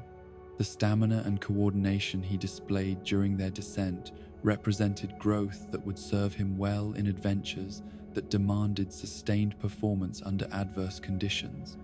The political complexities they encountered upon reaching the underwater kingdom tested his developing diplomatic instincts, while providing context for understanding how individual strength related to larger social responsibilities. Hody Jones's supremacist ideology and systematic oppression of his own people, demonstrating how power could be perverted to serve hatred rather than the protection and advancement of those it claimed to represent. The civil war that threatened to tear Fishman Island apart required responses that went beyond mere combat prowess to encompass moral clarity about the difference between justice and vengeance. His participation in the battle against the new Fishman pirates showcased techniques that had been impossible for him to employ during their previous adventures, the botanical warfare capabilities he had developed during his exile, providing tactical options that complemented rather than duplicated the strengths his crewmates brought to their collective efforts. The coordination they achieved during combat demonstrated that his individual growth had enhanced rather than compromised his ability to function as part of their unified fighting force. The victory they achieved at Fishman Island marked more than just another successful conflict resolution. It represented proof that their 2 years of separate training had created a crew whose collective capabilities exceeded anything they had previously been able to accomplish through the simple combination of their individual strengths. The techniques each member had developed during their isolation integrated seamlessly with the innovations their crewmates had achieved, creating possibilities for future adventures that would have been impossible before their forced separation and intensive preparation. Punk Hazard's bizarre dual climate provided him with his first opportunity to test his new capabilities against opponents whose strength matched the elevated standards that characterized New World conflicts. Caesar Clown's scientific expertise and gas-based powers, creating tactical challenges that required the kind of creative problem-solving that had become his specialty during the months of botanical training under Heracles' guidance. The alliance with Trafalgar Law added layers of strategic complexity that demanded coordination between crews whose fighting styles and objectives had developed along entirely different paths. The battles that erupted across the research facility tested every aspect of his development while forcing him to adapt techniques designed for natural environments to the artificial challenges created by mad science experiments that operated according to principles no conventional education could have prepared him to understand. His contributions to their victory proved that environmental manipulation could be effective even in settings where the environment itself had been deliberately altered to serve the twisted objectives of those who viewed human life as raw material for experimentation. Dressrosa's political intrigue and underground conflicts provided him with the most complex challenge he had yet faced. The scope of Doflamingo's conspiracy and the depth of suffering it had created, demanding responses that went far beyond individual combat prowess to encompass leadership qualities that his previous adventures had only begun to develop. The responsibility thrust upon him by the Tontata's desperate faith in his fictional reputation as a legendary hero forced him to confront the difference between the stories he had once told for entertainment and the genuine heroism that circumstances now demanded. The battle against Trebol and Sugar represented the culmination of everything he had learned about courage during his years of gradual transformation from coward to warrior. The moment when his retreat from overwhelming opposition was reversed by recognition that some principles were worth defending regardless of personal cost. The face he made while consuming the incredibly spicy Tata Babasco, terrifying enough to cause Sugar to lose consciousness and break her spell over thousands of victims, became legend in its own right, while demonstrating that heroism could take forms that no amount of conventional training could have predicted. His awakening of observation haki during the desperate attempt to save Luffy and Law from Sugar's powers marked a crucial evolution in his understanding of what was possible when determination was combined with absolute necessity. The sniper shot that traveled impossible distances while accounting for variables that conscious calculation could never have managed, representing mastery that transcended mere technical skill to encompass spiritual connection between shooter, weapon, and target that existed beyond rational explanation. The victory at Dressrosa and the liberation of countless victims from Doflamingo's tyrannical rule provided him with his first experience of being genuinely recognized as a hero by people whose gratitude was based on actual accomplishment rather than fictional achievement. The 500 million berry bounty placed on his head serving as official acknowledgement that he had become someone worthy of serious attention from authorities who had previously dismissed him as irrelevant to larger conflicts that shaped the course of world history. The formation of the Straw Hat Grand Fleet represented more than simple expansion of their crew's influence. It marked recognition that the example they provided through their adventures had inspired others to risk everything in pursuit of dreams that conventional wisdom considered impossible to achieve. The 7 captains who pledged their loyalty did so not because they sought protection or material advantage, but because they recognized in Luffy and his crew the kind of authentic commitment to freedom and justice that deserved support, regardless of personal cost. Zoo's ancient civilization and the revelations about road poneglyphs provided context for understanding that their adventures were part of historical patterns that reached back centuries to encompass secrets that the world government had spent enormous resources trying to suppress. The knowledge that certain truths were considered so dangerous that entire populations could be eliminated to prevent their dissemination, creating moral obligations that extended far beyond personal achievement to encompass responsibilities to future generations who deserved access to their own history. The alliance with the Mink tribe added another layer to the growing coalition that seemed to form naturally around their crew's commitment to principles that transcended mere piracy to encompass active resistance against systems of oppression that had operated unchallenged for too long. The bonds forged through shared danger and mutual respect created relationships that would influence the course of conflicts yet to come, while demonstrating that genuine friendship could bridge differences in species, culture, and individual background when supported by common values. The approach to Whole Cake Island and their infiltration of Big Mom's territory tested his developing skills at stealth and reconnaissance, while providing opportunities to support his crewmates through precise application of the environmental manipulation techniques that had become his signature fighting style. The success of their mission to rescue Sanji proved that coordination and careful planning could overcome disadvantages that seemed insurmountable when assessed purely in terms of raw strength or individual capability. Standing on the deck of the Thousand Sunny, as they sailed away from their latest victory toward challenges that would test everything they had learned and accomplished, Usopp reflected on how much had changed since that desperate night when Bartholomew Kuma had scattered them across the world like seeds carried by wind toward unknown soil.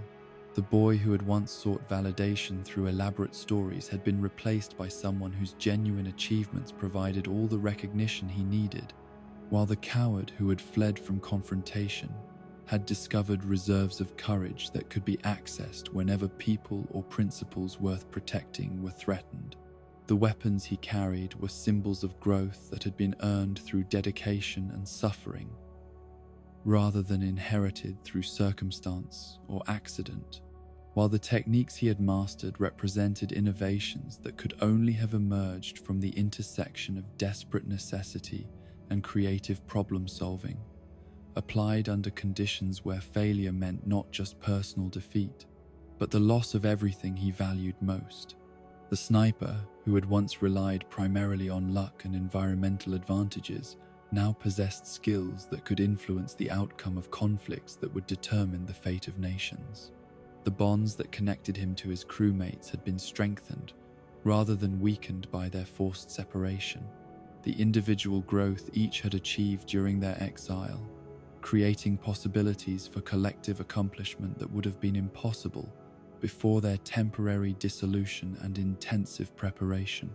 The family that had been scattered by overwhelming force had been reunited as something more powerful and more dangerous to those who sought to maintain oppression through the simple application of superior strength. The horizon beckoned with promises of adventures that would test every lesson learned and every skill developed during their years of struggle and growth, challenges that would require not just individual excellence, but the kind of coordinated effort that could only emerge from genuine understanding and mutual respect, forged through shared trials and common commitment to dreams that refused to surrender to practical limitations or conventional wisdom about what ordinary people could accomplish when they refused to accept that anything was truly impossible. The ancient elephant Zunesha rose from the ocean like a living island whose thousand-year journey had become legend among those who understood that the Grand Line contained wonders that exceeded even the most elaborate mythologies, her massive form carrying an entire civilization upon her back while bearing the weight of sins so ancient that their nature had been forgotten by everyone except those who remained to bear witness to consequences that stretched across centuries. Usopp's first glimpse of the Mink tribe's homeland challenged every assumption he had made about what constituted possible architecture. The cities and forests that thrived atop the elephant's hide, demonstrating adaptation and innovation that transformed what should have been nomadic exile into something approaching paradise. The Mink tribe's enthusiastic welcome provided him with his first experience of being embraced by an entire civilization rather than merely individual communities.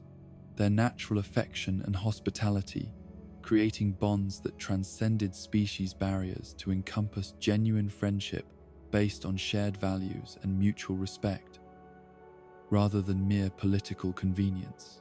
The electro abilities that each Mink possessed naturally created tactical possibilities that complemented his own botanical warfare techniques, while providing insight into how different cultures had developed unique approaches to combat and self-defense based on environmental pressures and inherited traditions.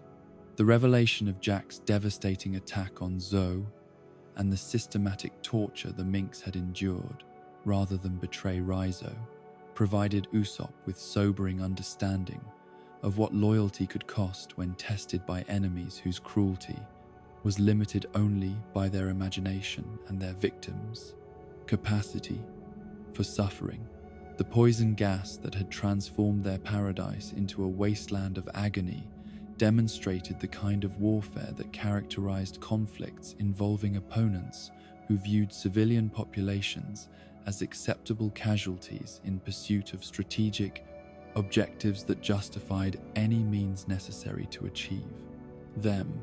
The knowledge that the Minks had maintained their silence, despite witnessing their children suffer and their elders die, created obligations that went far beyond mere gratitude to encompass active commitment to ensuring that such sacrifices would not be rendered meaningless by failure to achieve the goals they had been made to protect. The sight of Inuarashi and Nekomamushi's injuries, permanent reminders of torture that could have been ended at any moment through simple betrayal, provided constant motivation for Usopp to become worthy of the trust that people were willing to place in him despite obvious personal cost.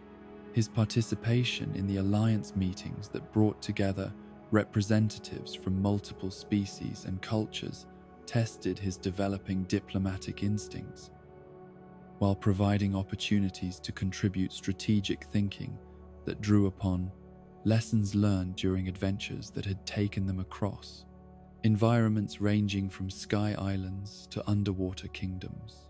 The complexity of coordinating forces whose fighting styles and objectives had developed along entirely different paths required innovation in communication and tactical planning that went beyond anything their previous adventures had demanded. The road poneglyph hidden within the whale-shaped tree represented more than mere historical artifact. It was tangible proof that their dreams of reaching Laugh-Tale were achievable goals rather than impossible fantasies. The ancient stone containing information that could guide them toward discoveries that had eluded even the most determined explorers for centuries. The knowledge that only 4 such stones existed in the entire world transformed their quest from vague aspiration into specific challenge with measurable objectives and concrete steps that could be taken to move closer to ultimate success. Wano country's closed borders and isolationist policies created infiltration challenges that tested every skill Usopp had developed during his years of adventure and training. The need to maintain cover identities while gathering intelligence about Kaido's forces, requiring subtlety and patience that contrasted sharply with the direct confrontation that had characterized many of their previous conflicts. The merchant persona he adopted allowed him to move freely through the country's commercial districts while establishing networks of allies who could provide crucial support when the time came for open rebellion against the tyrannical forces that had occupied their homeland. The systematic oppression that characterized Orochi's rule provided daily reminders of what happened when power was exercised without wisdom or compassion. The shogun's paranoid cruelty and Kaido's indifferent brutality, creating conditions where entire populations lived in constant fear while their resources were systematically extracted to support military campaigns that served no purpose beyond satisfying the personal ambitions of those who commanded overwhelming force. The factories that poisoned rivers and the artificial famines that starved communities demonstrated how thoroughly evil could corrupt even the basic systems that sustained life itself. His undercover work gathering intelligence about beast pirate operations required him to develop new skills in observation and analysis while maintaining the kind of inconspicuous presence that his previous adventures had never demanded. The need to blend into crowds and avoid official attention, forcing him to suppress instincts toward heroic gesture that had become natural responses to witnessing injustice. The discipline required to watch suffering without immediate intervention was perhaps more challenging than any physical training he had ever undergone, though he understood that premature action could doom the larger rebellion that offered the only hope for meaningful change. The reunion with his scattered crewmates during their final preparations for the assault on Onigashima provided opportunities to demonstrate how much his tactical thinking and leadership capabilities had developed during their time apart. His contributions to the battle planning sessions proving that his growth extended beyond mere combat prowess to encompass strategic vision that could influence the course of conflicts involving thousands of participants. The respect his suggestions received from samurai, whose own military experience spanned decades, validated the transformation he had undergone from frightened storyteller to someone whose judgment could be trusted when lives and liberty hung in the balance. The night of the fire festival carried with it the electric tension of warriors who understood that the next 24 hours would either liberate an entire nation or result in the deaths of everyone who had dared to challenge forces that had seemed invincible for decades. Usopp's role in the coordinated assault on Kaido's fortress required him to balance support functions with direct combat while maintaining awareness of how his individual actions affected the larger tactical situation that involved more moving parts than any battle he had previously experienced. His confrontations with members of the Tobi Roppo tested every aspect of his development, while forcing him to innovate under pressure that allowed no margin for error. The opponents whose strength and abilities exceeded anything he had previously encountered, demanding responses that drew upon every lesson learned and every technique mastered during years of gradual evolution from coward to warrior. The victories he achieved were accomplished through combinations of preparation, creativity, and determination rather than raw strength, proving that tactical superiority could overcome physical disadvantages when applied with sufficient intelligence and courage. The protection of Tama during the chaotic battles that raged across Onigashima required him to balance his natural protective instincts against the strategic necessity of allowing the young girl to fulfill her crucial role in turning the wall. Gifters against their former masters, her devil fruit abilities, providing the key to neutralizing numerical advantages that might otherwise have overwhelmed even the most determined rebellion.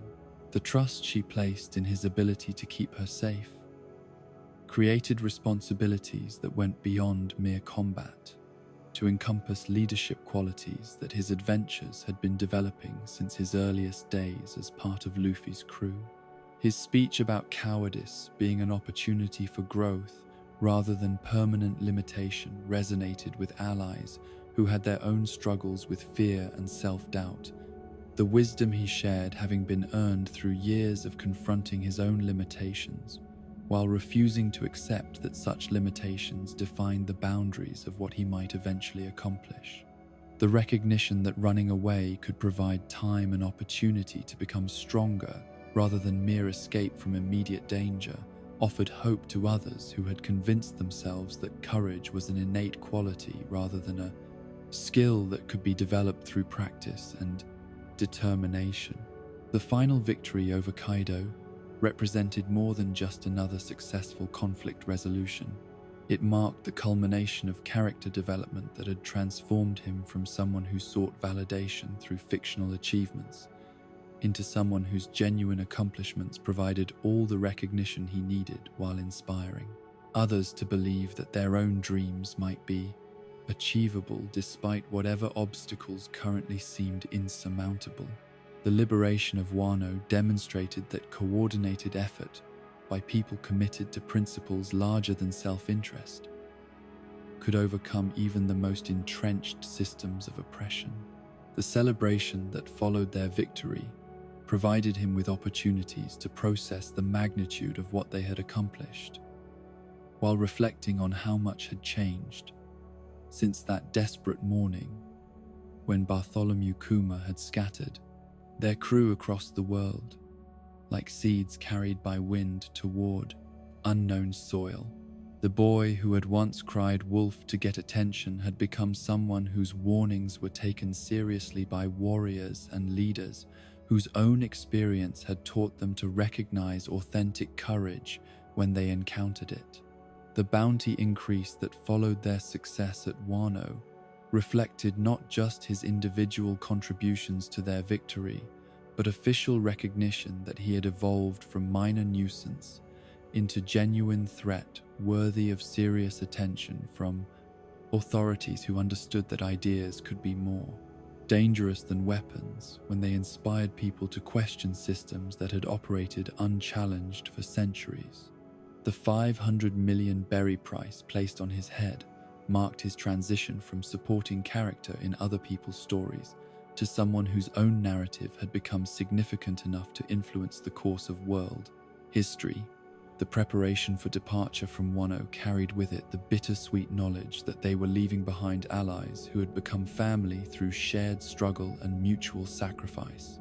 The bonds forged in battle creating relationships that would endure across whatever distances might separate them in years to come, while providing foundation for future cooperation. When circumstances again demanded collective action, against forces too powerful for any individual group to challenge. Alone, the promises made and received would influence their future adventures in ways that extended far beyond mere obligation, to encompass genuine commitment to principles that transcended national boundaries or cultural differences. Standing on the deck of the Thousand Sunny as they sailed away from Wano toward adventures yet unknown, Usopp reflected on how the frightened boy who had once invented elaborate stories to avoid confronting painful realities had been replaced by someone whose genuine achievements provided all the validation he needed, while his hard-won wisdom offered guidance to others who struggled with their own fears and limitations. The Sniper King, who had emerged during the crisis at Eni's lobby, had evolved into something more substantial and more inspiring, a warrior whose courage was measured not by the absence of fear, but by the willingness to act despite terror when people and principles worth protecting were threatened by forces that would destroy them if left unopposed. The weapons he carried were extensions of will that had been shaped through years of dedicated training and desperate innovation, while the techniques he had mastered represented synthesis between natural talent and acquired skill that could only have emerged from the intersection of opportunity and preparation, applied under conditions where failure meant not just personal defeat, but the loss of everything he valued most. The environmental manipulation capabilities that had become his signature fighting style offered tactical options that complemented rather than duplicated the strengths his crewmates brought to their collective efforts, creating possibilities for future adventures that would have been impossible before his transformation from liability into asset. The horizon beckoned with promises of challenges that would test every lesson learned and every bond forged during their years of struggle and growth. Conflicts that would require not just individual excellence, but the kind of coordinated effort that could only emerge from genuine understanding and mutual respect, developed through shared trials and common commitment to dreams that refused to surrender to practical limitations or conventional wisdom about what ordinary people could accomplish, when they refused to accept that anything was truly impossible. And so we reach the present moment in the saga of Usopp, though his story continues to unfold across distant seas. From a boy whose lies were born of loneliness and fear, he has grown into something magnificent, a warrior whose courage inspires others to find strength they never knew they possessed. His journey reminds us that bravery is not the absence of fear, but the willingness to act despite it. That growth comes not from denying our weaknesses, but from facing them with the support of those who believe in us. The sniper who once ran from every fight now stands as one who protects dreams themselves, whose arrows fly true not just because of skill, but because of the unwavering heart that guides them. Rest now, gentle dreamer, and let Usopp's transformation carry you into peaceful sleep. Tomorrow brings new adventures, new challenges, and new opportunities to discover that the greatest heroes are often those who began as the most frightened, for they understand the true value of the courage they found.